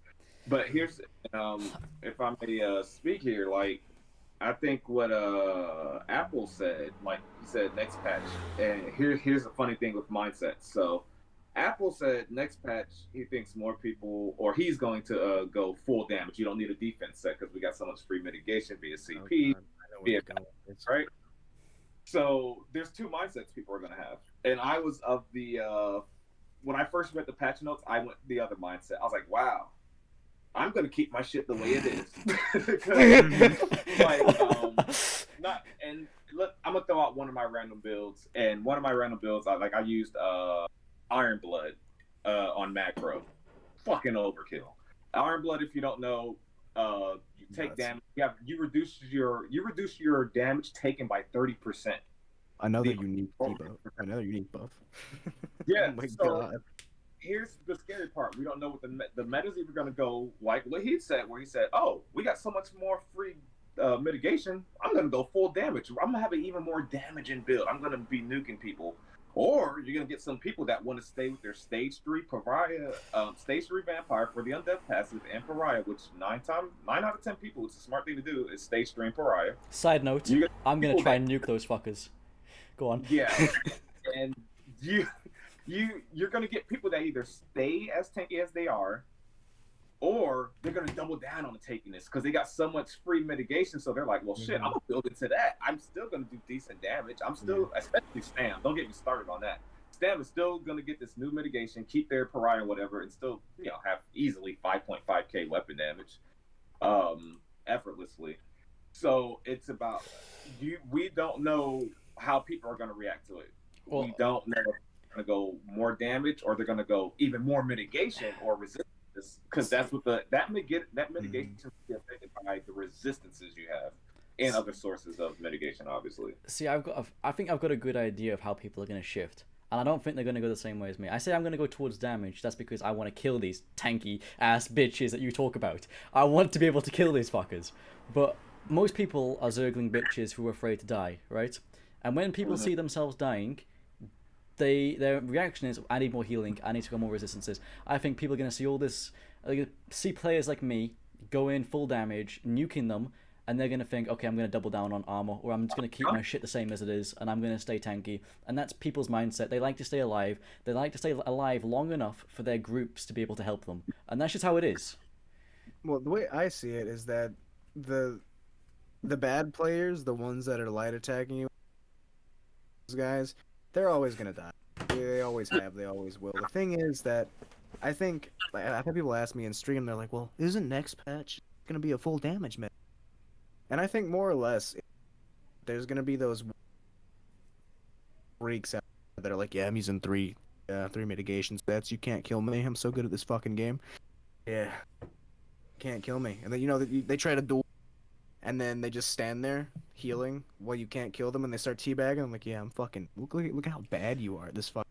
Can't even kill me. Those people that just stand there teabagging like, you can't kill me, start teabagging. They drive me crazy because they think they're good. They genuinely think they're like godly because they can't die. But then they can't kill half the players in Cyril. That's being nice, right? They can't kill shit. Exactly. They can only kill those fuckers light attacking you. I'll keep dying. I'm gonna go look for my charger. I mean, I said y'all keep dying. Excuse me. Y'all keep talking. Working on I'm it, gonna don't look for my phone charger. Give us a second. Then. What we'll do is we'll take a few minutes break. Yeah, All good right. idea. We'll take that couple minutes break. Right, guys. Cool. Actually, whilst you guys are taking a break, I'm actually gonna read chat then. Right. All right. So, let me scroll back up for you guys. I got it on my phone, guys. Wait, is it? There we go.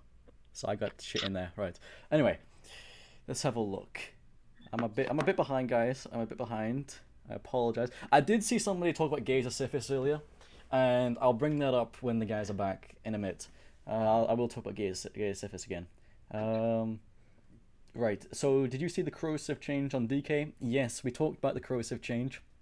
So we think magic characters like Mag DKs now will be able to basically effectively use that and be stronger because of it, because Mag DKs weren't able to use that. And we might bring that up again, but that was basically how we landed on it.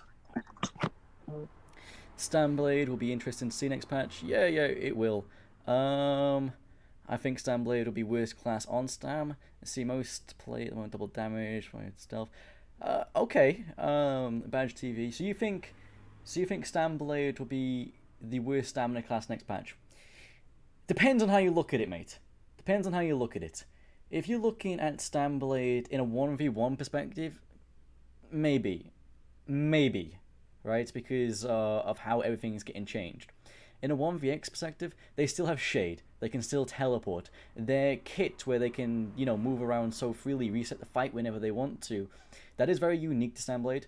I actually do not know which will be the worst Stam class. I don't even know we should be saying there's a worst Stam class. I don't think that's the mindset we should have next patch.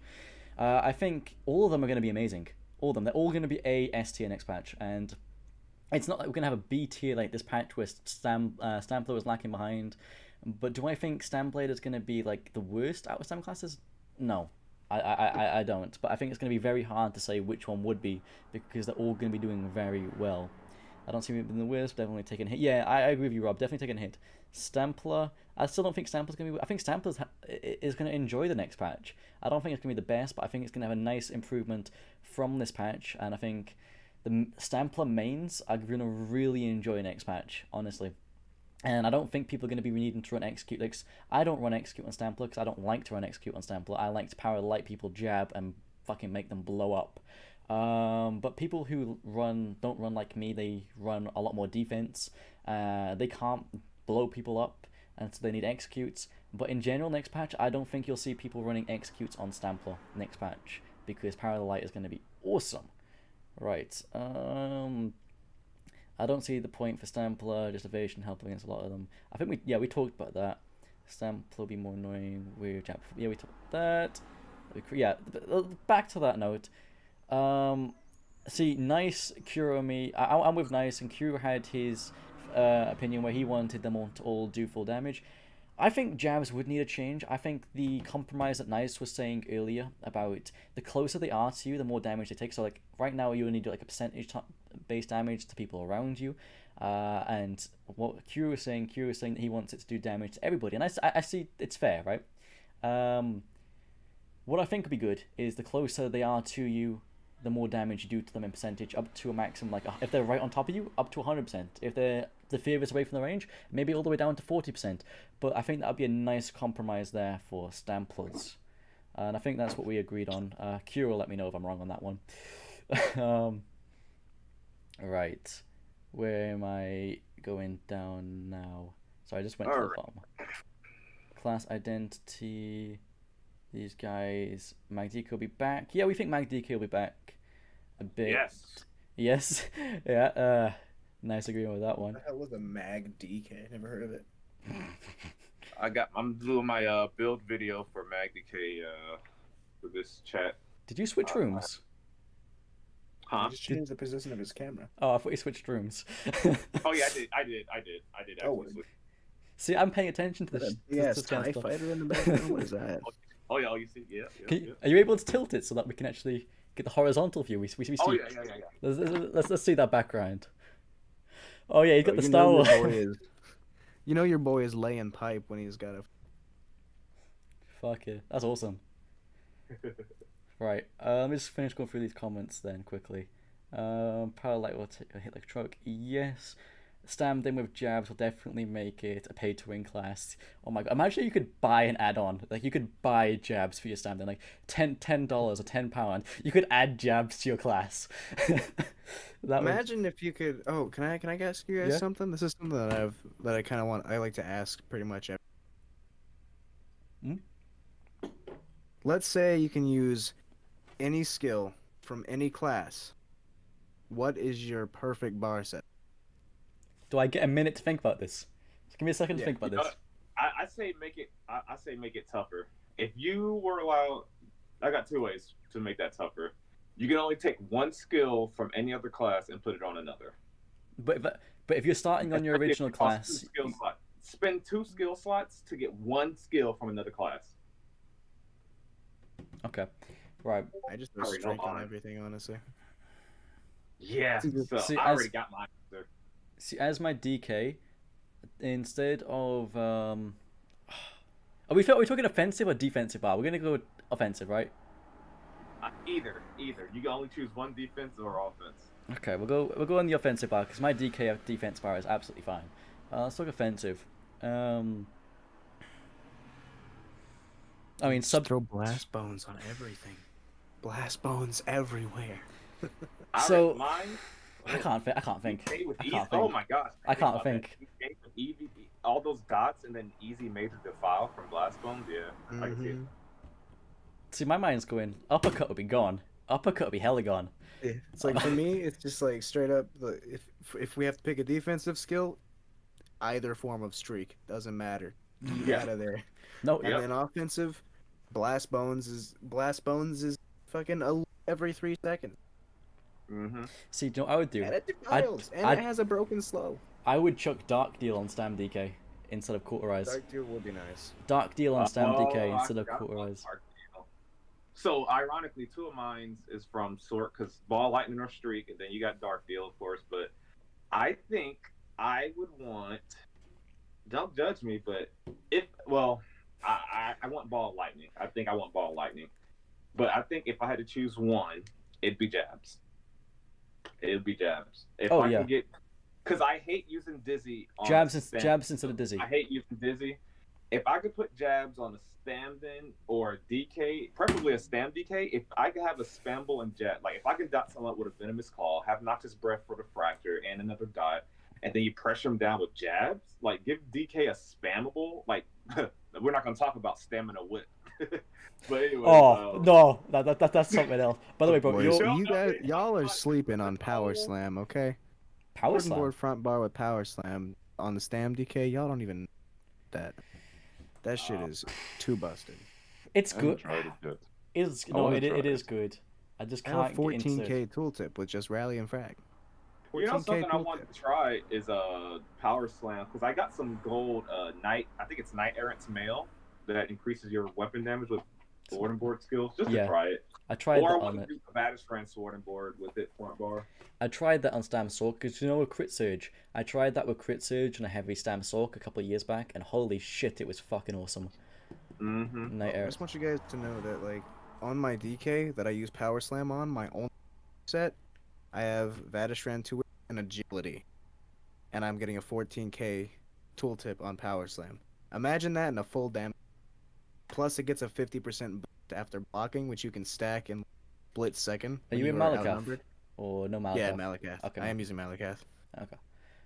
Yo, Nyce. You're upside down, by the way. Or vertical. I don't know. Oh shit! No one told me. I was waiting for it. I was waiting for a chance. He was just vibing. Yeah. Is that? Wait, hold on. Is this right side up? Yeah, that's good, bro. That's good. Okay. So, all right. On terms of a Stam DK, right? If I was to do a 1-bar setup, I wouldn't have Venomous Claw. I wouldn't, because I would have more AoE skills. There are too many good stuff that you could just nuke groups with. So Venomous Claw is 2 single target. I'd be thinking of a bigger picture. I'd have Subterrane, I'd have Blast Bones, Jabs, Toxic Breath, and then some form of Execute. Something like that. Oh, that's the best bar setup ever. Yeah. and then maybe you got space in the back Slice. bar. Reverse slice the AoE execute, like. Yeah. That's yeah. Well, yeah. Alright, how about this one? Here's something for you guys. If you could take, say you're playing a Magicka or a Stamina, either one. If you could take a skill from the counter to your class. So if you're a Stam DK, what Mag DK ability would you take? I know everyone's gonna say Whip, but honestly, I'd take Burning Talons and give myself a big, fat, juicy fucking poison dot AoE. Can we modify this and think about skills that existed in the past or just current skills? Fucking don't even talk about old skills because debilitate, boy. Okay, so a magic skill and turn it into stamina. I would do the heal. In all honesty, that big boy 18. You know that 18? I can't remember the name of it, but that big boy 18k heal that you can get, that you get on magic classes. If that was in weapon damage with my weapon damage, do you know the amount of shit I would have with that? It'd be fucking ridiculous. It'd be absolutely ridiculous. Are we talking DK or DK. Any class, whatever Oh, class. I was talking DK. I was talking Yeah, DK. well, I said DK as the example. You can talk Let's DK. do it. you can talk whatever You know what? Let's do it per class. Let's start with DK and do it per class. What you saying, Fullyy? What you saying for DK? What magic ability would you take and convert it into a stamina? I said that big heal. Or vice The versa. whip, it's one thing, because whip is just OP as fuck, but I don't want to point that out, because that's what everyone is saying who's playing or maining Stam DK, that they want to I've wanted poison it for whip. years. So we're never gonna get it. I actually like the idea of poison talons, but I also like what I was seeing in the chat, inhale. This might be insane as Okay. well on DK. Yeah, that's if not it that's does not a bad poison shout. damage. Inhale Or physical maybe- damage with poison dot. and heal. Imagine Inhale with Stalking Blast Bones, yo. Or maybe Ash Cloud, a poison cloud. Really? Yeah, maybe. Just maybe. If it did something like Major Defile, then sure. If it did Major Defile, yeah, but I mean, if it's a huge dot, it would be okay too. We need to increase the area though, cause right now it's small as fuck. The Yeah, Ash Cloud, shit if right they now. increase that, for example, and if they make a poison cloud, that might be actually insane on DK. You put it down in the tower, on top of the tower, the resource tower, you can kite around on the top there, and people will stand in that poison cloud, and that hits hard. And if you have on one guy Venomous Claw and on the rest the Noxious Breath, and if you are maybe dot DK then with Deadly Strike, that actually might hit hard as fuck. If they ever want to make Ash Cloud better for stamina, definitely Poison Cloud. That'd be Why insane. don't they change Ash Cloud? It Like, is shit. Who runs Ash Cloud? No one is running that. It could be. It writes itself. A poison noxious cloud. Like that's a gas bomb. Like there's a poison toxic cloud. Like that. Seems like it writes itself. I think they're too scared of how strong DK already is, and they don't want to give it any more. Sensitive to World War II veterans, you know. Okay. Yeah. But if I had to change one, I was gonna say Whip, like he said. But yeah, he convinced me with the poison talents for sure. For sure, that's another dot. It's AOE. It's CC control. Yeah. I feel like Talons. Like, some people don't quite understand how good Burning Talons is. That's literally dot on the Mag DK kit. That is the highest tooltip like damage per second dot. It's insane. Oh man, I put it on Elfbane. It was hard to find the Oh parts. my god. I put it with Elfbane, and my goodness, it was beautiful. It's insane. I can't fit Talon on my bars a lot. Because if I got Talons, then I always got to choose between Talons and Engulfing Flames, the one that increases your fire damage by 10%. And it's so hard because Talons obviously hits harder because that fire breath has a horrible tooltip. And Talons is so much better, but the Flames is buffing everything else you do. So I always get stuck between those two, and I never could find the bar space for Talons. But when I did, and I put it with Elfbane. Oh, by the way, can I just bring this up? I know I'm not being original with this, because I'm sure a lot of people did. But Elfbane with the Fire Destro ult that follows you around, that shit lasts 12 seconds, and it melts people. I did that a couple of patches ago, and I love it. I love it more than standard, and I'll say it. It's amazing. You were saying that you wanted to go on to each class. Just before you move on to the next class, I wanted just to check on comments. So Jayhawk Nation said, none of this shit matters when lag makes the game unplayable and you can't use skills. Yes, mate, that's the first thing I said at the start of the stream. They need to fix this shit, big time, but we're going off the assumption that shit actually works. So one every 20... Yeah, this is a perfect world discussion if everything functioned in the game. Oh, you know what this is? We're talking about 8 a.m. Cyrodiil right now. There's like one bar across, maybe 2 bars on that one faction. PvP. Yeah, nice. Not on PlayStation. That's what we're doing right now. Not on EU. Well, it sucks to be EU, I guess, but that's NA, like 8 a.m. to 10 a.m. Man, that's the best PvP time for me. What about you, Nyce? Do you agree? I agree with that. Early morning PvP, man. I think PlayStation 4 EU is like one of the lowest populated servers. I think that and Xbox EU are the two lowest. Xbox EU is the lowest. There's times I wonder if EU Greyhost works because of the lower population. No, it doesn't work. It's sure always full. It's always full. Yeah. Okay. Greyhost doesn't work EU. The thing is, Blackreach doesn't have anybody in it, and Greyhost is so full that it just lags all the time. No, it's full enough to fill the one campaign, but not over full enough. Kind of halfway fill that second campaign, like we get it, like, you know. Exactly. So someone said leap on Stamsork. Could you imagine that? Oh.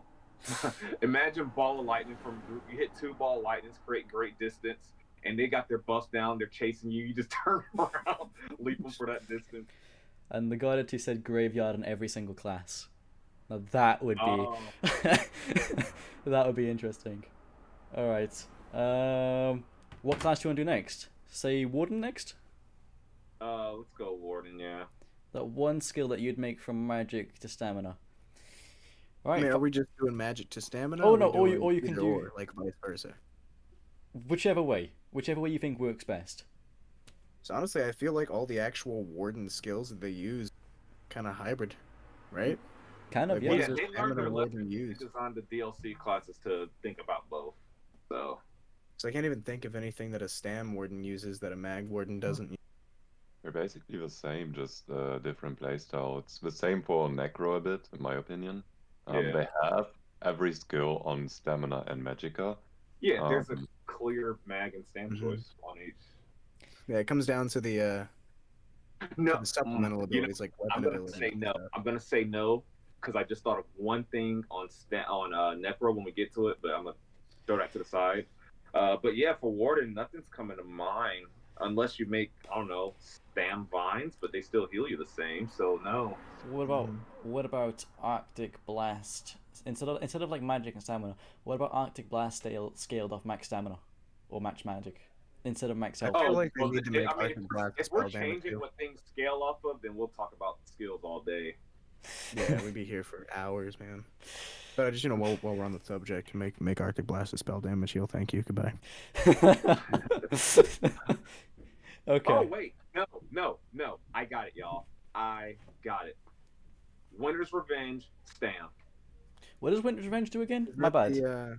Is that the snare or the root? That's the one that's not health based heal. You put it on the ground, and that shit has a high ass tooltip. That shit has a bigger tooltip than Permafrost. Oh shit.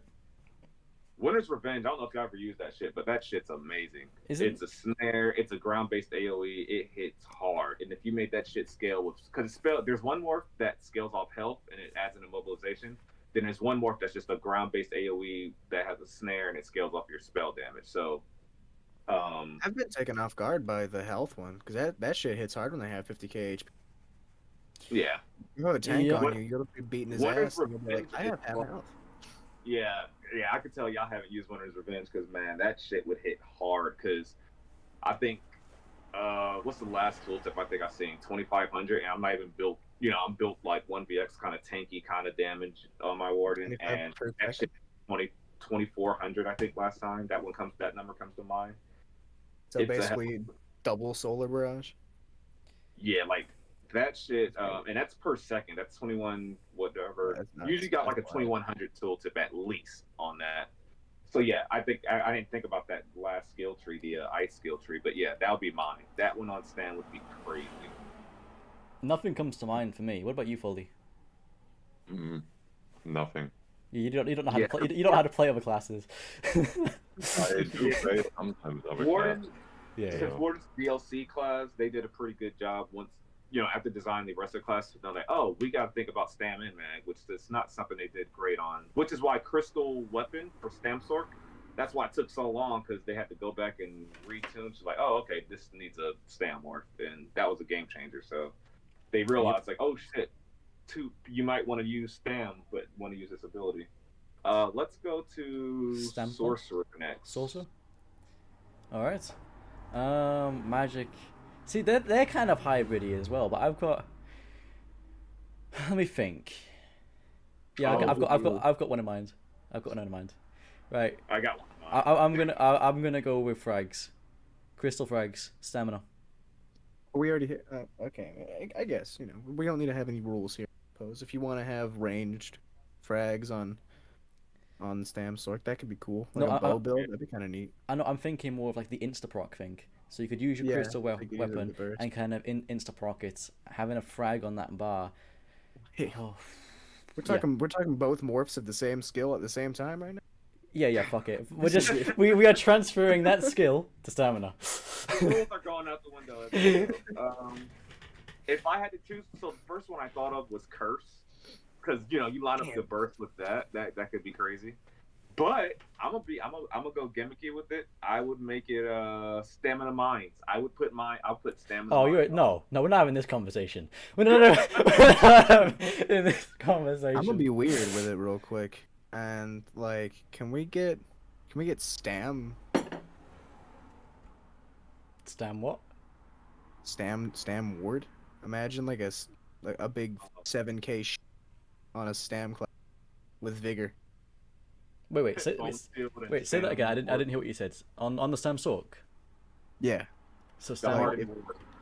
Yeah, hardened ward. If you could use a shield on a Stam class. ward. Oh no, fuck that. We don't need Oh, shields. I'm sorry. Not to cut off, but we're all stupid and we should all be ashamed of ourselves so far. We didn't say stamina atronach. I was thinking about that actually like 2 seconds ago, but then I was like, how can you make that? Stamina action. What about stamina overload? Oh no. If we're gonna go down that route, why don't we desync There's on already overload? stamina overload. Yeah, but if it was like pure stamina, off weapon Yeah, with damage. the magic damage. I got a 25k overload on my stamp sort right now, so I can't agree there. I do think though that I think Curse is probably the best choice, because imagine that Yeah. extra burst. Because Curse is a strong skill. Like, it's not as great right now. Last patch, if you had 2 or you couldn't do a damn thing. Spam Twilight, which I guess the Clanfear tries to be, but Clan. See, when you Well, use yeah, Clanfear, yeah. you struggle. You struggle with places like skill slots. So you either get rid of Streak, or you get rid of Dark Deal, or Crit Surge. You're losing something, and then it just doesn't come worth it in the end. Because you know it's not fair, and I don't want more pet builds around, but how some pets got to be double barred, like Sorcerer's pets got to be double barred, but like my Necro pets don't. Hey, you know what? God damn it, you're right. Warden pets, I mean, technically they only have the one. They have Natch, but they don't have the double bar Natch. But I guess it's not really a toggle. It's got an uptime. You know what? I think you know what? Never mind. I think I answered my own question, because I think the problem is, and the reason they balanced it so where you got double slot it is because they're targetable pets. So I guess that's what it is. Because the Warden Bear, you got a double slot because it's targetable. So they make sure if you can line of sight your own pets, you at least got to double bar them. So I guess that's their logic, honestly, now that I think about it. Yeah. Although I do still think, in general, they should probably get rid of that. Makes some certain setups a little more robust. Yeah. Yeah, and also I think stamina mines, if you got a bow sork. That's I don't like mines in general. I don't think that skill should exist. It's I haven't had to deal with irritating. mine too much until just a couple days ago. That was All right. like a full damage Stam Blade, and the other one was using mines. Good damn. Let's go Necro. Wait, did Fullyy say what? Fullyy, did you say what skill you wanted? On Fullyy. It would be the same. The Atronach, maybe The if Atronach. old counts as well in that point. But also the Curse, because that's something everyone requested. I mean, now you have the Crystal Weapon. It's not bad. I mean, it's powerful. But the Curse, that might be a big, really big game changer on the Stem Sword. Yeah.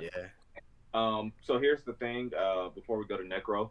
What makes Warden and Stamina such great classes for 1vx and just great classes is delayed burst. Delayed burst is how you do people. Yeah. You got your Beatles and you got the Blast Bone. If you can do your Dawnbreaker at the same time your Blast Bones hits, or if you can do Dawnbreaker at the same time your Beatles hit, vice versa, that's what kills people. Stamsork, if they had that curse, it'll put them in that category of delayed burst. If you time your Dawnbreaker with the time with your, basically how Magsork does, kind of, where, you know, like say you're using Meteor, they try to make sure that curse proc, Meteor, and Streak, you know, kind of hit at the same time with their Endless Fury, whatever. But yeah, so I think that's why I say curse as well.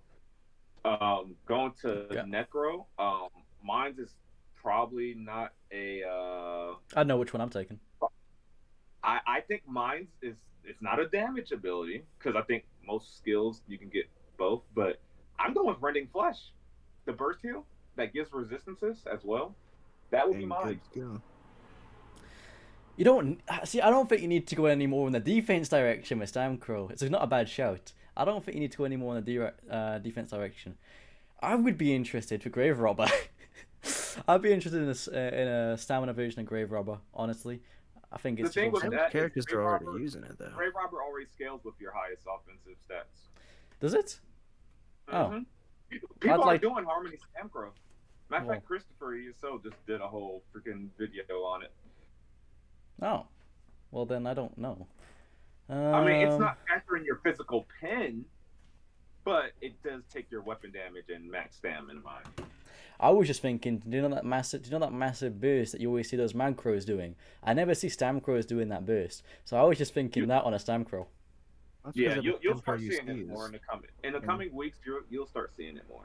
It's getting more and more popular because synergies scale off your highest offensive stats. So, like a Harmony Scamcrow hitting a Gravity Crush could potentially have a higher damage than a Macro, but maybe not because a Macro will obviously have a lot of spell pen, which a lot of this shit's changing next patch. But yeah, still. So you already have the Grave Robber technically, I guess, for Stam. If you want to do that. Then, to be honest, I'm lacking to think what I'd want. I think he's got it though. Like Render Flesh. Render Or Flesh? what's it called? Resistant Flesh is crazy. I feel like Resistant Flesh is probably the best single target burst. Arguable. Yeah. I don't know if you guys agree with me there, but Oh no, it's better than Breath of Life because it gives resistance. Oh, no, it's and great. It might hit yo, speaking of Breath of Life, can we just talk about how bad that skill is in context?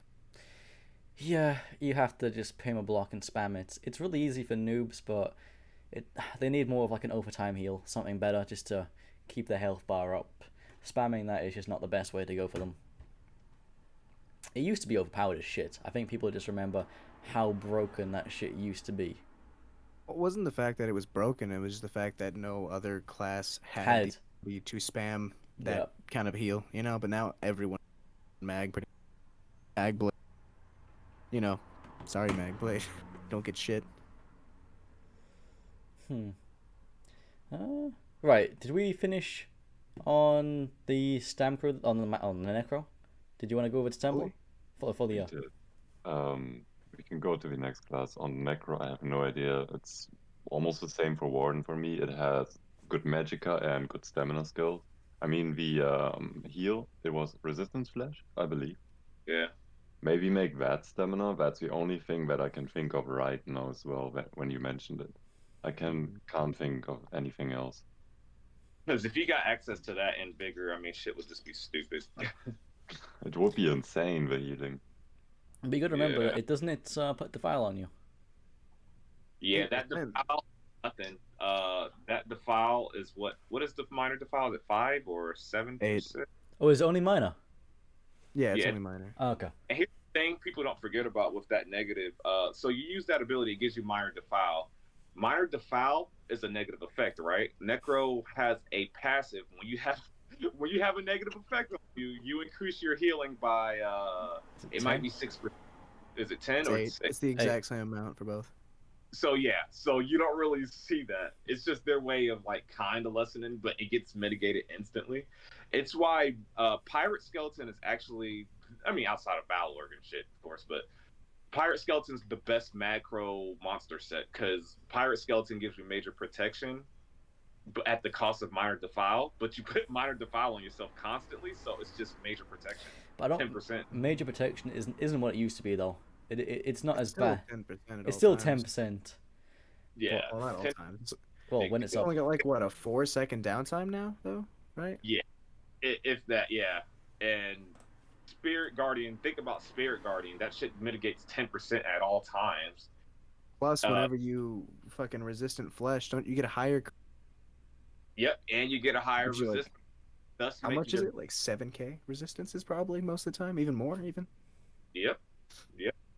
And major protection, obviously, scales off your resistances in that sense. The more resistances you got with these protection buffs, the better. So, I mean, yeah, that's why Pirate Skeleton's pretty awesome on macro. I'm just gonna quickly go on a comment.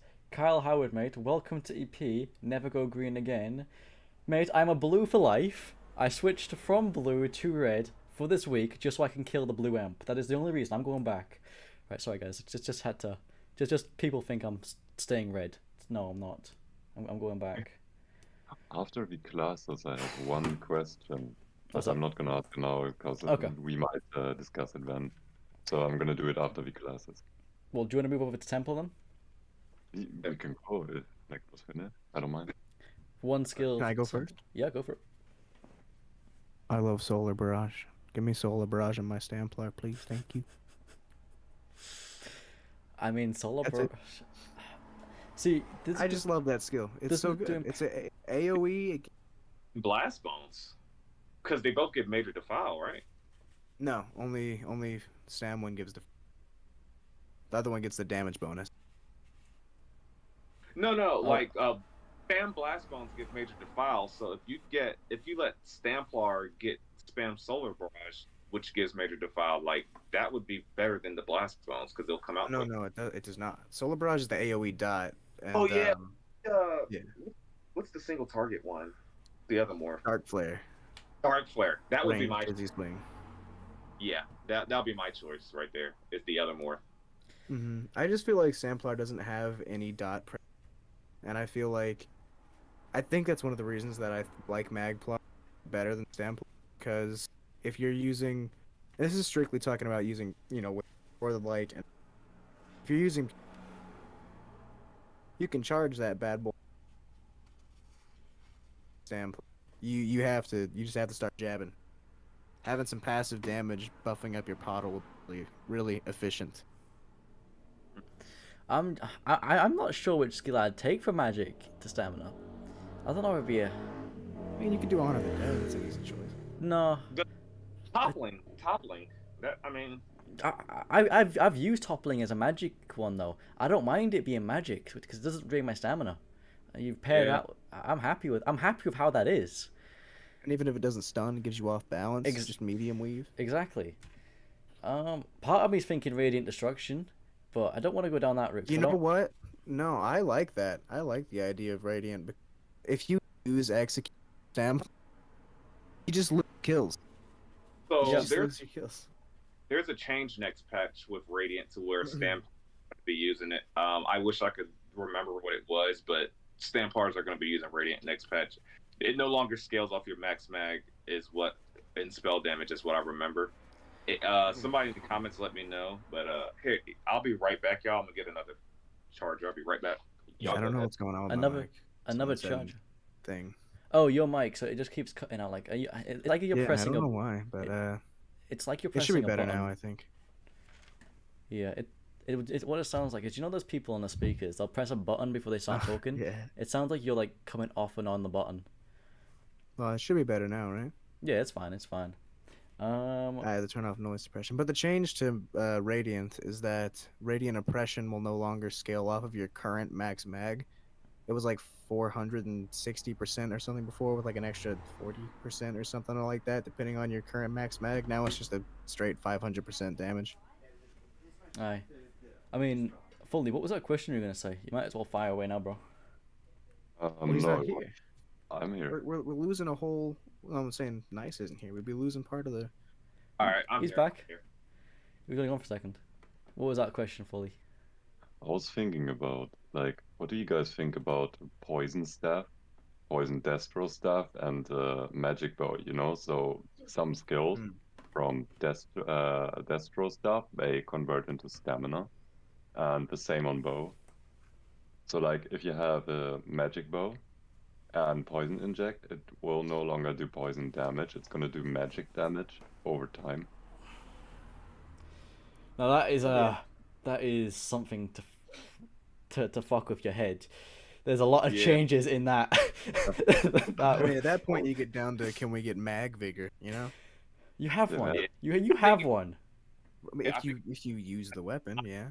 If you start looking at that's non-class true. skills, the possibilities, it'll start not making sense, and it'll, you build every skill. Basically. There's only one thing I want back, right? One thing. I want my wings back. I want my wings that reflect shit. I want that shit back. And do you know what I want? I want them back with Major Expedition. I want them back with Major Expedition. And then I think that it would be sorted.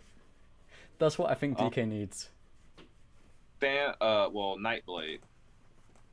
Nightblade. Okay, so I'm probably gonna look at this from a Magblade perspective rather than a Stanblade perspective, because Stanblade has already got everything. Yeah, yeah. Well, I mean, I think again, it's one of those situations where Magblade and Stamblade basically use the same skills. Stamblade's just strong because it's Stam. It's got Stam options, like Rally and Vigor. I'd go Swallow Soul. You think so? For like a ranged Stamblade do? Yeah. I can do It's the only one I can think of, though. That's the only reason I say that. I don't know if it'll be great. I mean, heal you while you do damage, which is cool. For a Stam class, especially, because only other Stam ability that will really heal you a lot while you do it is the one rapid strikes. I could be forgetting some. Obviously, Blood Craze is dot, but as far as a direct damage healing you as you do your spammable, that's why I'd say that one. Call me an idiot here, but is there any source for Magblades? Is there any source of major fracture in Magblades? Yeah, Yeah. the Mark Target. Which And is that's- free, Oh, by the way. Oh, nobody hardly ever see people using that. But yeah, okay. On the Xbox and a fucking if there's a Nightblade within a 500-meter radius of you, someone's spamming Mark on you. Holy shit! While we're on the topic of major fracture, before I forget, elemental susceptibility not going away next patch at all while you're in combat. What's that again? Oh, yeah. The other morph of Ellie Drain, they're See, changing it to where that stays on you indefinitely while you're in combat. So every Zerg is gonna have that one guy fucking job to spam that skill on people. Just like, Isn't it? As long as that guy is alive, that's not leaving you if you don't have a purge, huh? yep. Oh my gosh, I didn't even think about that. Wait, isn't it whilst you're in combat? Only whilst you're in combat it stays on you. Yeah, once you get out of combat, it'll go away. But the entire time you're being zerged down, you're gonna have 100% uptime on major fracture on yourself. Oh, that's a wow. I mean, if you think about that on Stam DK, we don't have a purge, so I just expect that shit to be on me anyway. I mean, that's just It's usually there because you can't get rid of the LE drain. Someone's gonna recast it. It's just the thought, that you're not gonna be able to break combat 90% of the time after you get out of combat, and you're gonna be slowly walking through Cyrodiil with an indefinite armor debuff on you. We can't hear you, Nyce. And there's still gonna be a fucking Ellie drain on you. Yep. Mm-hmm. Well, you can look at this from two sides. You can have the bright side of this as well. You also get the 1% damage mitigation whilst you have it on you. Oh, baby. And you get that little bit of extra recovery too. Yeah, that's nice. This is why I'm saying that red CP is gonna be a game changer. 1% mitigation for negative effect. And I'm telling you, most skills, go through your skills, most of them have at least 2 different negative effects. Like Ellie Drain, that's minor magic field and the breach component. So, that's 2% right there. I think Magicka is gonna suffer the most from that shit, man. I'm trying to tell you. All the dot stacking, every single. Oh my god. If you put Ellie Drain and hit 1 claw, that's 5% right there. Outside of everything else. You know what? I'm looking forward to doing some more Mag DKs next patch. Bring it on. I'm just gonna be tankier. If you want to be really honest with you, I feel like most of the Zerglings aren't actually going to realize how strong that is. No, of course not. They're only going to know once people start putting out builds on YouTube saying that it's good. Yeah.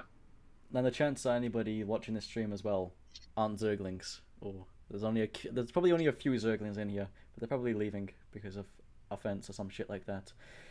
I mean, I'm happy to do a King of Games and ask for a Zerg leader to come and join us if there's one about. Right. Okay, we'll do that. I haven't actually said my one for magic to stamina. I honestly can't think of anything. Maybe I don't know. Is there the ultimate having in cap on the stamina, like having in cap as magic instead of stamina? I don't know. That'd be neat. Both similar, I don't know. But you get Soul Tether with Stam would be fine. Soul Tether's already pretty cracked if you use it on Stam Blade anyway. Yeah. Ultimate kind of they scale off your highest shit. It's hard to say. There's one I said Swallow Soul, but there's also, is it Crippling Grasp? It's like that shit. It goes on the ground. It immobilizes. snares you. That would be a man. Yeah, I just remember that one. It had a hell of a snare and immobilization, I think. I haven't played Blade in a while, so I don't remember. It's kind of weird. Not like every mag blade used to run that. It's kind of disappeared in recent like patches. I don't know why. You don't really. Well, it's because mag blades have to slot like 17 heals now, I guess. Yeah, you can't not have a resto back bar, which is something. It's Fully, did you say what you think should you could change on bloody Nightblade? No, because I barely played it. Only stamina. That's a problem. Because I don't play other classes as much. The cripple sounds good. I mean, it was annoying. I don't know which patch it was, but it was annoying as fuck when the Nightblades kept kiting you around in a 1v1. They crippled the shit out of you. And when you were near them, they're just like, yikes, I'm just gonna shadow image back. And then you had to chase them around again. You used to give them movement speed too. Yeah, and that sounds like this patch to me. Just moving around, kiting you everywhere, going invis. I mean, that sounds like that sounds like Rob. Now. Back then, they used to actually fight you. Now you fucking look at them and they just start dodge rolling and sprint the fuck away at subsonic speeds. And then they come back once you've turned around. They're like, I'm gonna hit them from stealth. One surprise attack, they're gone again, dude. They're out of there. Hey, second they didn't kill you with the gang. Rob, are you still in the chat? They're basically describing you, Rob. Just so you know, they're basically describing your playstyle, bro. Why are you coming at that man's hairline like that? Cripple on a blade in open world might be interesting as well, because you can cripple someone who's hard hitting, or if it gives the major expedition, you might actually be able to go dual wield. It doesn't anymore. That's the thing. It doesn't anymore. Oh fuck. If it would, that might be actually good on a stem blade. You cripple someone, you get major expedition. You might be able to go dual wield and two-handed, or maybe even sword and board. Yeah, I know that a lot of all the Nightblades on PCEU are actually doing dual wield right now anyway, because you know what, mag blades or like, I know Decimus on stam blades. On I know like Decimus is a pretty popular streamer that plays a lot of Nightblade, and he says that if you're using 2H as your main like offensive bar in a stam blade, he says you're an idiot because you can't execute shit on a 2H because everyone just starts rolling. But then you hit him with like 2 heavy attacks from stealth for 16k with a surprise attack. They roll and you spin to win them. It's over. So I feel like dual wield is actually really, really strong on Stamblade. Well, the thing is, a lot of people tend to not run and execute on Stamblade in general. Like if you've got that high damage, you just have in-cap Spectral Bro and surprise attack, and that'll kill fuckers. Well, yeah, but then even then, if they manage to not die from your burst, then they're gonna roll, and you're not gonna hit anything. We lost Nyce, by the way. He just died. Nyce, come back. It looked like he was lagging for a bit there. He might have. Yeah, it did. Well, I always think, what class did we miss out on? Obviously, I don't want to go on about Nyce, but was there? I feel like we missed one. We talked about Sork, didn't we? We did Sork, we did DK, we did Pla, Necro. Did we talk about Den? Yeah, we did. What am I missing? I think we got them all, man. We got them all. We got them all. Right. Well, I kind of wanted to wrap up in. I was actually thinking about wrapping up in general, and if Nyce has dipped, this will probably be a decent time because he might be having some issues. Well, did you already ask that question fully? Did we already talk about it, or am I losing my mind? Oh, Nyce is back. Yeah. No, actually, no, we didn't. Oh fuck! But that. All right, guys, get ready for another hour debate then. Okay, Fully, go ahead. About my question, that was with the poison step and the yeah. Like, just imagine you can go with the death roll just being a poison cloud that follows you around. I actually had this idea a while ago. Like, we're talking about weird weapons, right? What if they added like wands that you could 1H and shield with? That'd be pretty dope. Wait, one-handed magic might be interesting as well, you know, for Magicka. Mm-hmm. When you played Skyrim, you were able to go one-handed and magic skill, and that might be interesting as well for an entire new weapon. But I'm not sure about that. Quick side note on this, as we're talking about new stuff. So obviously, you guys be aware that this year we instead of the fucking companions, you were kind of expecting them to dish out a new character, like the wardens and the necros. They do it. They've done it on like every 2 years. The kind of pattern, skill line, then into a new class, skill line, new class. And now this, I'm fine they didn't. I'm fine that Fucking they dumb. didn't, but they gave us a companion, which is absolutely garbage in my opinion. We can get into that if you want to, but I was thinking of like a kind of full-on automated class. Like, do you know one of those? I can't remember what the Dwemas, like a Dwemer class. Mm. That would be kind of cool. What do you guys Want to think? have you focused on like machinery and stuff, like a machinist? Yeah, so we've had the wardens focused on like the world and kind of creatures. Then we had the necromancers for bringing the dead back to life. Now we had this class kind of, it's a bit different, to bring like the automated stuff in. I mean, that'd be pretty neat. They could have a skill line of like traps and stuff, and they could have one that was just like. I feel like that would be an artificer class. Yeah, I mean that's an interesting idea. What I really want, as opposed to a new class, is I would like them to mix it up and add a new weapon type. I feel like that'd add something to every class right there. Nice. I really want them to add spears, dude.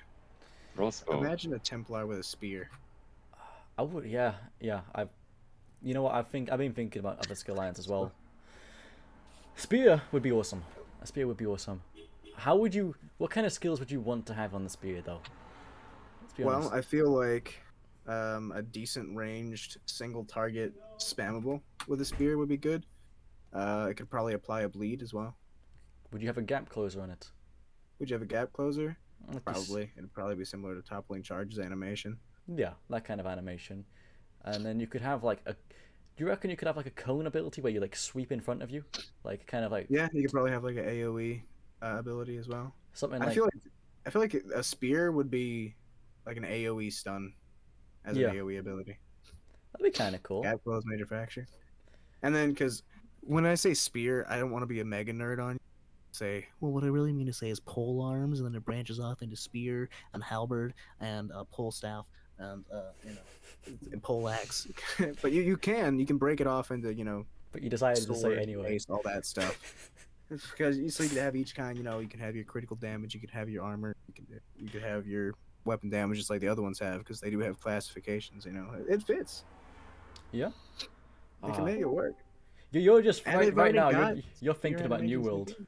You're thinking about New World now, aren't you? With their No, actually, I barely play the game, so. because you're literally describing how spears work on New World. You're honestly. Well, I mean, I know that they have spear animations in the game already for some like NPCs, just like they had necro animations in the game that we just we didn't have any access to, and they were like, by the way, here's necromancer. Just throwing it out there. So I don't know. I feel like a new weapon type would be dope. Whether it's like a one-handed wand that you could use with a shield, I think that'd be pretty fucking hot. Spears, hell, even like an unarmed like weapon, like fucking knuckles or something, just brass knuckles, fucking sock 'em bop people. Oh with, yeah, dude. go through Cyrodiil. Oh, look at me, bud. I got a brass knuckles. I'm gonna 1vx you with some with some brass knuckles. Imagine the BM though. You just killed an You just fist, dog. you go up to the Zerg leader with some brass knuckles. I'm gonna fucking smack your bitch ass down. About weapon types. What happened with Fallen Drug? So Fallen Drug came out, and I thought they were gonna like introduce a bunch of new mythic weapons. We were gonna have 2H. Then I thought we were gonna get a staff, maybe a sword and shield, and I thought those shit would like rotate. A potential for both of them to be out at one time, and they just stopped doing them because the lag was already bad enough. The game could barely, perform with Fallen Drug. I would have liked to have seen more of them, honestly. That would have been nice. And now they're over here like, And we're just gonna take bow and drug at it. It's just not going to exist in there. Don't worry. so Oh, by the way, Nice, whilst you were gone, mate, we were talking about like a new class, so like an automated class, having like the kind of like Dwemer class, full on kind of like machinery, because obviously it's in their cycle. Like if the game's gonna keep going, they said they're gonna keep going until the player base stops playing, right? That's what they said. So eventually, we're expecting a new class. I would have thought in one of the year rollouts as content. What class would you go for? You got any idea? You've ever given it some thought? I don't think I've thought of it. Like he said earlier with the Necro, I kind of seen that one coming because they had a lot of Necro NPCs and the skills already made. Yeah. It's been a while since I paid attention. Usually, if you pay attention to the NPCs, man, but I'm kind of with the Dwemer one. I could see that being a thing. I could definitely fuck with that.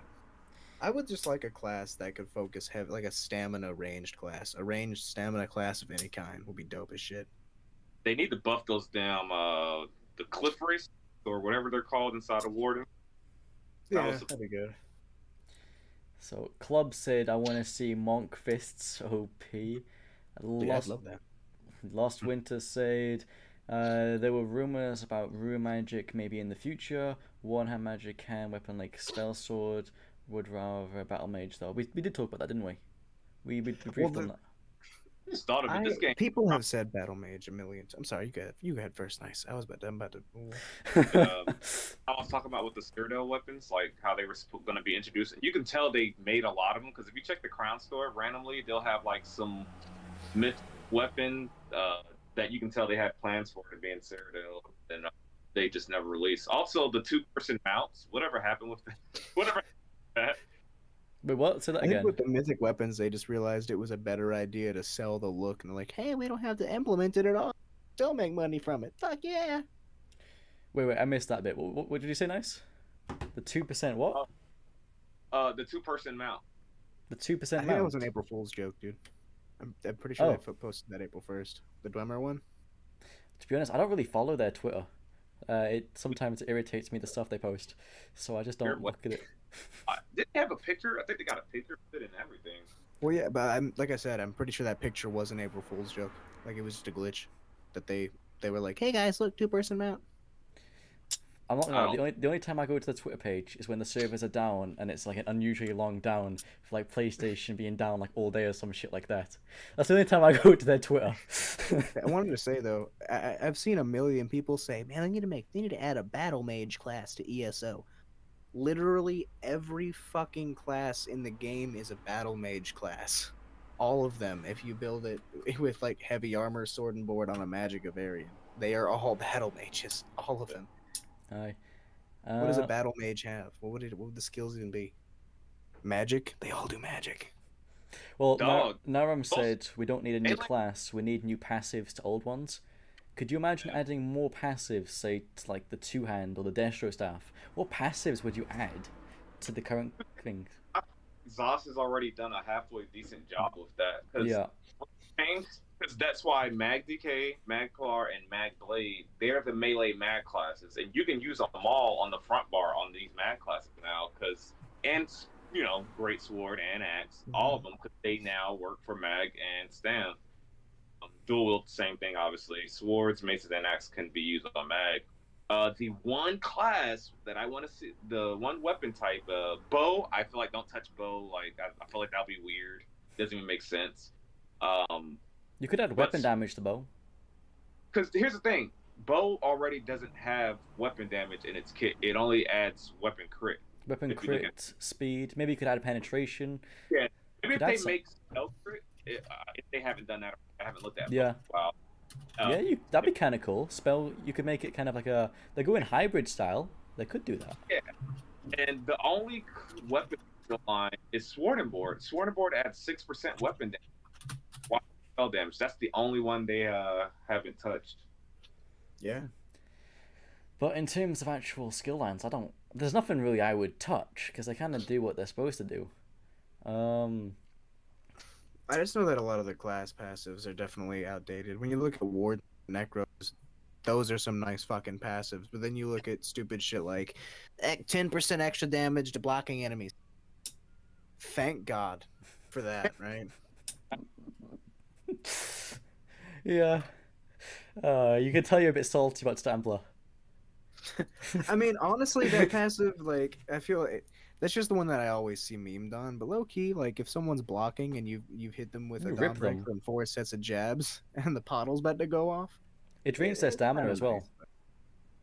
Yeah, it does drain but their even stamina. then, you see stupid stuff out there. Just, it would be nice to see just some flat numbers added to a lot of these classes with weird percentage values and shit. Yeah, or like you gain 1 ultimate. 1 ultimate? Can I get like something else? 2? Can I get 2 ultimate instead?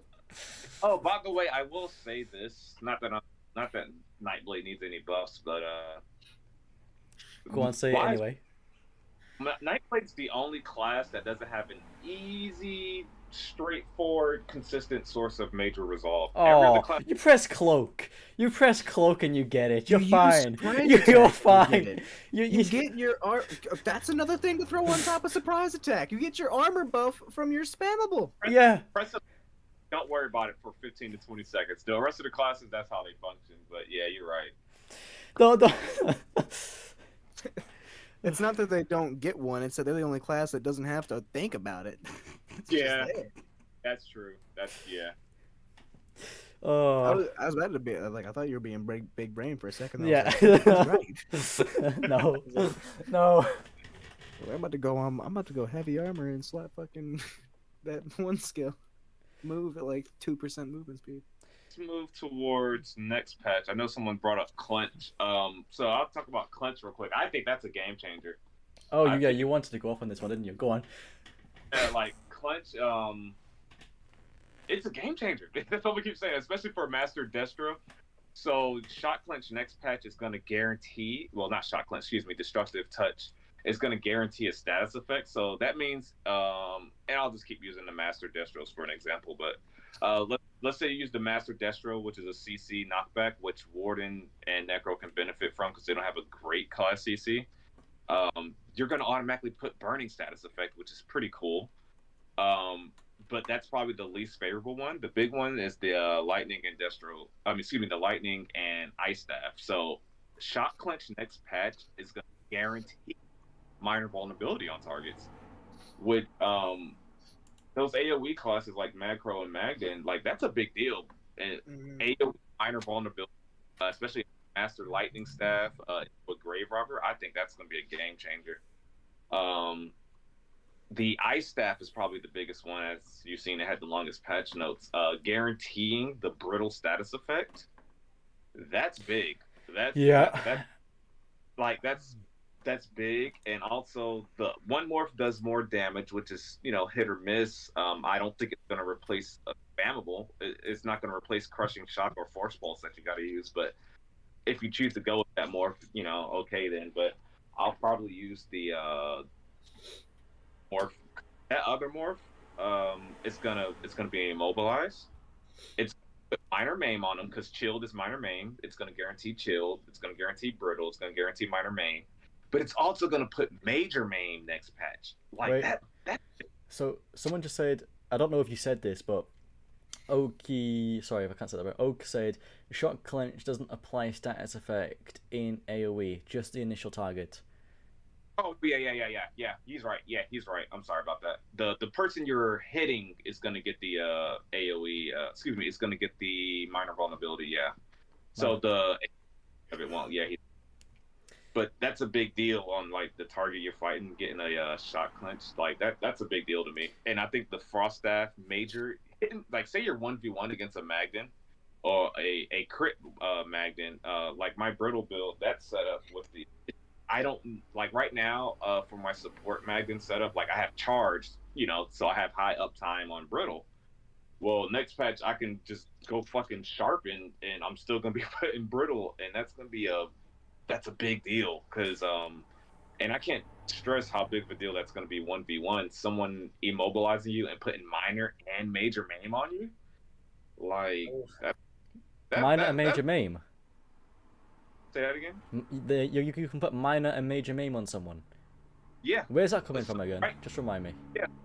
So chilled status is minor maim. Yep. Chilled puts minor maim, and next patch they're adding major maim to destructive touch, the ice morph, that is the one morph that doesn't do the higher damage, and that's a big deal. It's obviously a big deal for PvE, which is why they did it, because destructive touch Frost Staff is a taunt, so you can be able to taunt a target, put minor and major maim on them. So that's obviously a big deal for tanks in PvE.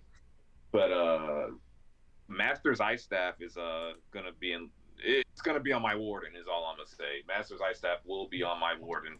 Like that's a big deal. That's a lot of damage to mitigate. Damn, I was. ZeniMax is just being a little funky. They're being a little weird. Like, first they're like, we want Ice Staff to be a tank weapon. Now they're like, well, people want to do damage with Ice Staff, so let's let's make it a damage. And like now it's this weird middle ground. Like what the fuck is it supposed to be? So one morph is gonna. So right now, if you look at it like the flame clench and the shock clench, they have their normal damage, but it'll tell you that the frost clench has less damage than the rest of them. Like it reduces your damage, but does blah blah blah. Next, the dot morph clench. That one's the other one. And the reason that is a lot of their sets like frostbite.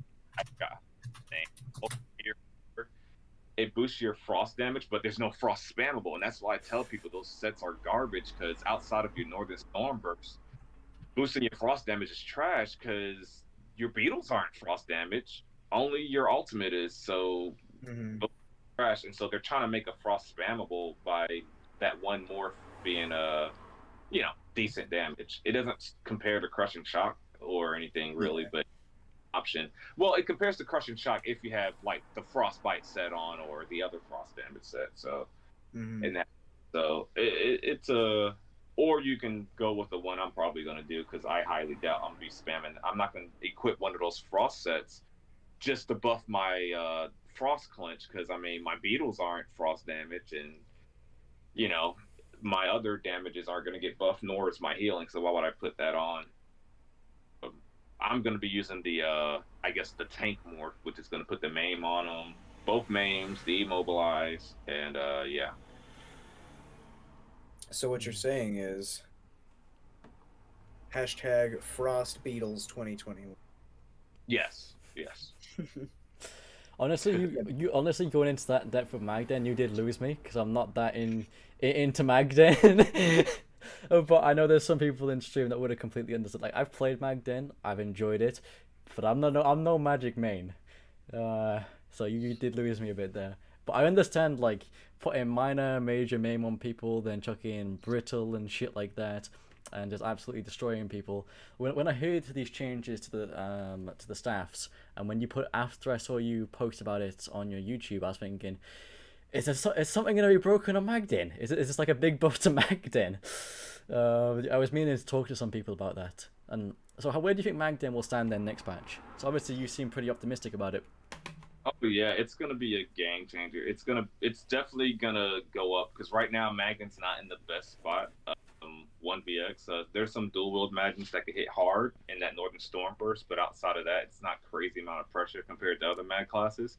It's actually right there with Mag DK, honestly, the way they function Really? to me. But next patch, the change to that destructive clench, and even if you don't use destructive touch or whatever, that new set costs more. Whatever, y'all know what I'm talking about. The new frost set. I think you put an AOE down. People, that's a game changer. Big time. Because it doesn't scale off spell. It scales off their resistances. So the more resistances they have, the harder that shit's gonna hit. And it gives Magden a CC, if I'm correct.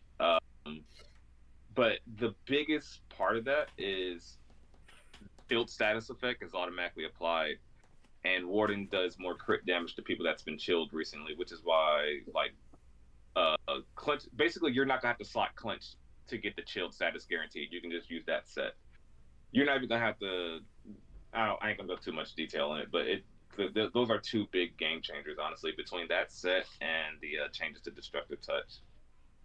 They're definitely gonna go up. I mean, they're obviously not gonna go up there like how they're not making a drastic change in terms of a tier list.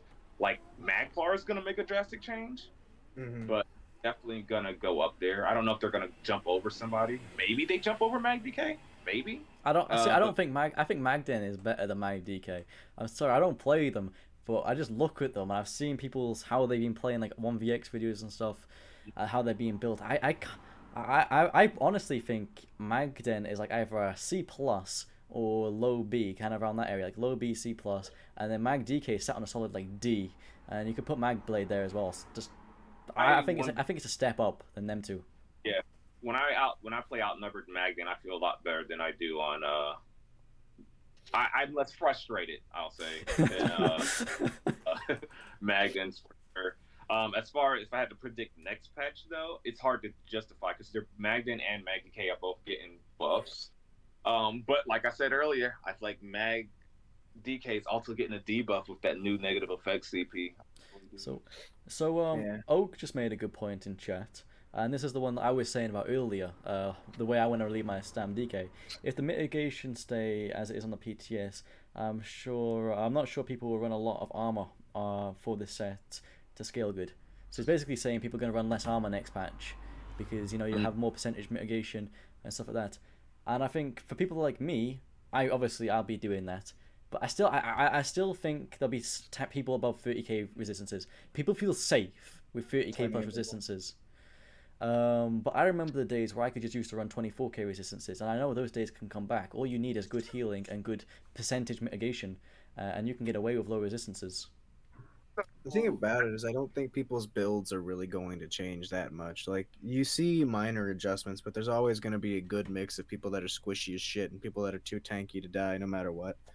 So, and that's just they're either end of the spectrum. They're both bad players. If you build too squishy, you don't know how to build right to tank out and do damage. If you build too tanky and you can't kill people, you're not good enough to kill people and survive at the same time. It's just both opposite ends of the spectrum. They're both terrible, in my opinion, anyway. But I do also just want to throw out there, though, this is week 1 PTS, and week 1 PTS is usually a fucking shit shoot. Oh, We're probably yeah. gonna see a lot of changes. Oh yeah, not so much next week, or maybe even not week 3, but maybe maybe week 3, week 4. I think we'll see some changes, like big changes. It's usually week 3 is the big week. This is what you're getting week. They already have it. I don't know why I thought it was 2% per negative effect, but it is 1% per negative effect. Imagine that, 2% per negative effect. The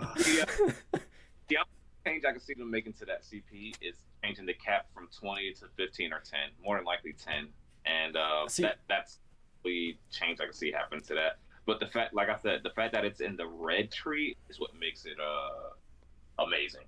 See, I don't think If they actually change that that, though, then that's literally that is a nerf to no one but outnumbered players if they reduce it. Yep. If they leave it the way it is now, then it's not like. I think that CP itself is fine. It's that CP plus everything else that makes it not okay. Yeah, exactly. Because getting that and then getting the new 10% from the new CP, then getting more mitigation from Battle Spirit. And here's the problem. Here's the problem, and we discussed this earlier already, but if everyone stays the same, where 9 times out of 10 you have defense set and offense set, like you have a balance of all. If everything stays the same, next patch is going to be horrible because you're going to stay the same. You're going to have right now you can have offense and defense. If everything stays the same, your defense just got better. If you don't change your build as is today, let's talk about a generic build. I'm gonna make it Stam to be. I'm with you. If you're, let's say a DK, most DKs are gonna run trickery, right? So let's say trickery is your defense back bar set, and your front bar is New Moon. Let's just use that as a middle ground. You got Balorg, New Moon, trickery. That's our build we're gonna talk about. So next patch, I'm going to get more mitigation on that. You know what? I'm sorry. Let's go Pariah, stage 3, back bar, or default and New Moon. Pariah and New Moon. Let's just pretend that's our build. That's going to make this easier. Okay. So next patch, it's just going to get so much. You're going to get 10% more mitigation. You're going to get the negative effect mitigation. You're going to get the Battle Spirit mitigation. You can literally not change that patch, and you're still going to be doing the same damage. You got your New Moon Acolyte 2H Maul on the front bar, or you got your Vatashran Maul front bar. However you're doing it, some combination of that, right? You're going to hit just as hard. But guess what? Your damage didn't change. Your tankiness changed. So you're still going to do as much damage. People are going to have a little bit more mitigation, but your damage is still going to be just as good. And you're going to have even higher survivability. And I think that's the problem. Now, if the meta shifts to where people go full glass cannon because it's mitigation, okay, I don't see that happening. But if the meta shifts because people's percentage mitigation is more, then Pariah, which is on every fucking build, gets better. Because as your resistances go up, the value of mitigation, such as major and minor protection, goes up. Because what people don't realize, if I slot major and minor protection, right, but I'm only at 15k resistances, well, 10% of 15k resistances, 10% mitigation on that 15k resistances ain't shit. But if I'm in brass or pariah stage 3 and I'm at 40% health, that combined with battle spirit, although it's not flat values, like that's going to be a game changer next patch. Because and that's what I'm trying to say. Whether the people who go double offense or hell, even if they don't get more defensive sets, because I don't see more people saying, "Oh, well, I'm gonna go Iron Blood Pariah Balor, so I can take even more advantage of the added mitigation." Yeah. And I'm not gonna get into how the fuck they just buff those heal bot tanks and. No, I agree. I agree. Which is why you were saying the point. You're gonna have to switch to damage. Like if you stay the way you are right now, you're just gonna be tankier. Everybody's gonna be tankier, and you all get the same damage, which just means people aren't gonna die because you stay with the same damage, but you've all just got tankier. So builds are gonna have to change. Whether or not people will change their builds though is another question. So I think it's gonna be. And I think say me, right? I'll change myself to full damage and kill. I'll kill those people that have stayed the same, right? And they can't kill me. They'll stay the same. That might push them in the opposite direction and think they need more armor. It might. It might think if people go full damage, us X's go full damage and killing them when they're already in a position where they can't even kill as is because resistances have gone up. We've got more damage. They might go more armor and just be tanks. Honestly, a lot of the Zerglings might do that. You know what I think a good equalizer would be? What's that? For this upcoming patch? It would be if they rebuffed Defiles. Yes, I love that. What do you mean, rebuff Defiles? So, like a couple patches ago, what he's referring to is all of the major buffs got essentially. Oh, rebuff. Sorry, back up to 30. Yeah, because major buffs, aside from major evasion, which I won't talk about, all the major buffs got basically halved. So, what? Major evasion. What major brutality? Oh, I'm talking defensive ones. Well, not defensive ones. How do I say it? Most of them got cut, basically. So, major defile was affected. Major evasion was affected. Minor and major protection went from 30 to 10. Major resolve? No, that wasn't effective. Exactly. They got buffed slightly, but that's not the point though. The point is that specifically we're talking about Defiles. They got shit on. Yeah, they did. I was defending. I was just defending Shuffle a little bit because I like that skill. I was just defending Shuffle a bit from a stamina perspective. Honestly, I feel like they took away all of our Defiles just so they could make Stamcrow look a little better. Like, where's my reverb Defile? Huh? Oh, I just take that away? That was when I ran reverb on DK.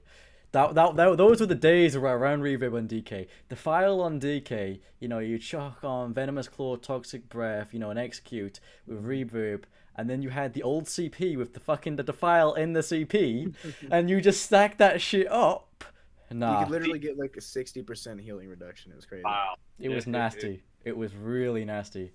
I don't think they need to go all the way back up to where they used to be, but at least put it on par with major, the counterpart. If major mending is going to be 25%, make defile 25%. Counteract it. Exactly. Don't overdo it because then werewolves are going to have you like 40% of your healing at all times. Everything. Fuck that. The light attack.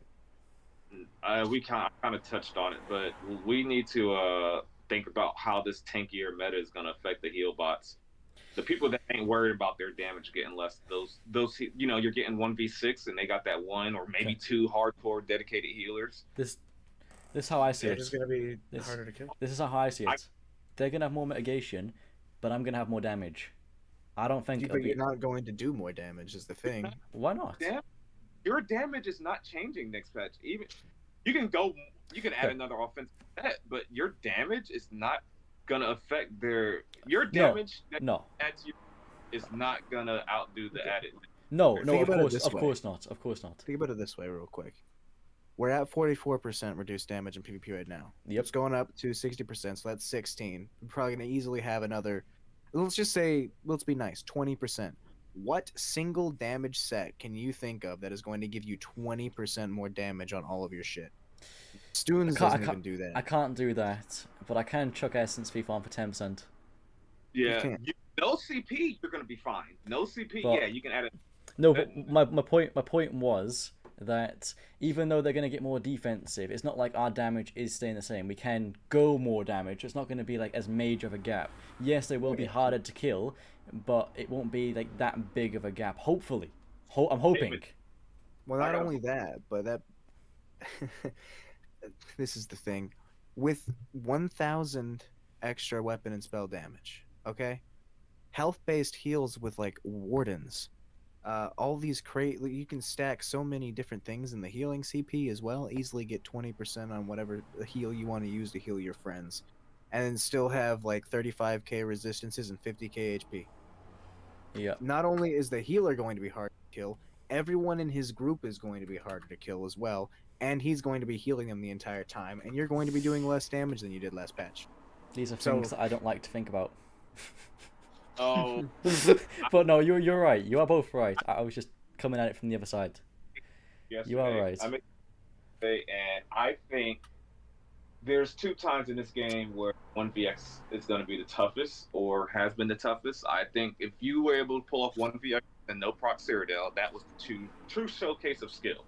That means literally that was all you. I think if you got 1vx's and no proc Cyrodiil, that's a good testament to you. Which all 4 of us did. Pat ourselves on the back. And so I think the next test is going to be this next patch.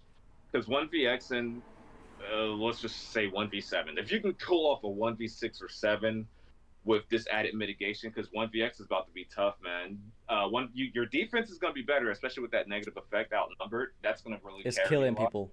It's killing people. But actually securing the kills on those people while they have these healers and all this mitigation, it's going to be tough again. It's going to be agree. tough. All right, boys, let's make a pact, okay? Yep. When this comes out, every one of us, we need to get every single content creator to release nothing but full damage builds for the first, 3 weeks. But we don't play the full damage builds. We play our regular builds. So that way everyone else is squishy as shit, okay? And we just get to bully everybody because they are going full damage. I mean... Hey, there's so much mitigation. You don't even need armor. You don't even need a major resolve buff. Exactly, dude. I mean, Fullyy, you still there? Yeah, I I'm don't still even here. use major resolve for my Stamplar this patch. Are you up for that, Fullyy? Full damage? Oh no, no. Full damage, no. That's what I'm saying. Like we tell the YouTube people to do full damage. We tell them that's what we're doing, but it's not actually what we're doing. Ah, yeah, sure. They're gonna be one shot, so. And then like a month in, when there's this fucking outcry, like everyone's so squishy, what do we do? We're like, guys, for some reason, my builds have just been too squishy, so I've made this new build that's really tanky, and that's when we get those big views too. I think this is an off-stream conversation. Our glass cannon build, you're gonna go to the forum like, time to kill is still too high, and that's how we got in this situation. Oh my God. Literally. Right. Do you want to make any final notes? Thinking of ending up here. You guys got anything else to add for the night? I just want to tell you all that I love you all very. We love You're you all too. very handsome men. Be nice to see you next time, bro. Hope No. You... No. No, it's not happening. We can send you over. No. We can send you over face cam. You can, or go on your No, phone. it's okay. I'll join as I'll be a VT, be an anime. It's not a bad picture actually. It's just very small. Actually, because the box lights up green, I could actually put like a bigger image like around so people still see the box lighting up green. But that's something for the next one. All right then. Yeah. All right then, guys. Thank you very much, guys, for coming in and joining in the stream. It seems like you guys enjoyed it, so I want to make this a Sunday thing, because getting content whilst actually playing ESO is a pain in the ass. So if you're happy to sit here and listen to us talk on a Sunday, I'm happy to do it, you guys. Bring a drink next weekend. Come join the Discord. Link for the Discord is down in the description below. I'll be doing this on YouTube. I do stream in general over on Twitch, but I can do this on YouTube every Sunday. And then the links for Curry, Fullyy, and Nyce are all in the description as well. Make sure Curry, yes. How do you pronounce it? You want to Kuroyuki? No, it's fine. It's fine. Okay. I don't know. Just karaoke. It's fine. Curry. Right, I'm gonna say it again. I'm gonna say Kuroyuki. Yeah, let's go with that. Kuroyuki. Okay, cool. Kuroyuki ESO. Right. Anyway, guys, make sure to go follow them because obviously they help make this possible. But any further ado, guys, I love you all. I love the Apple Army, and I'll see you in the next one. Peace out for now, guys. Bye bye.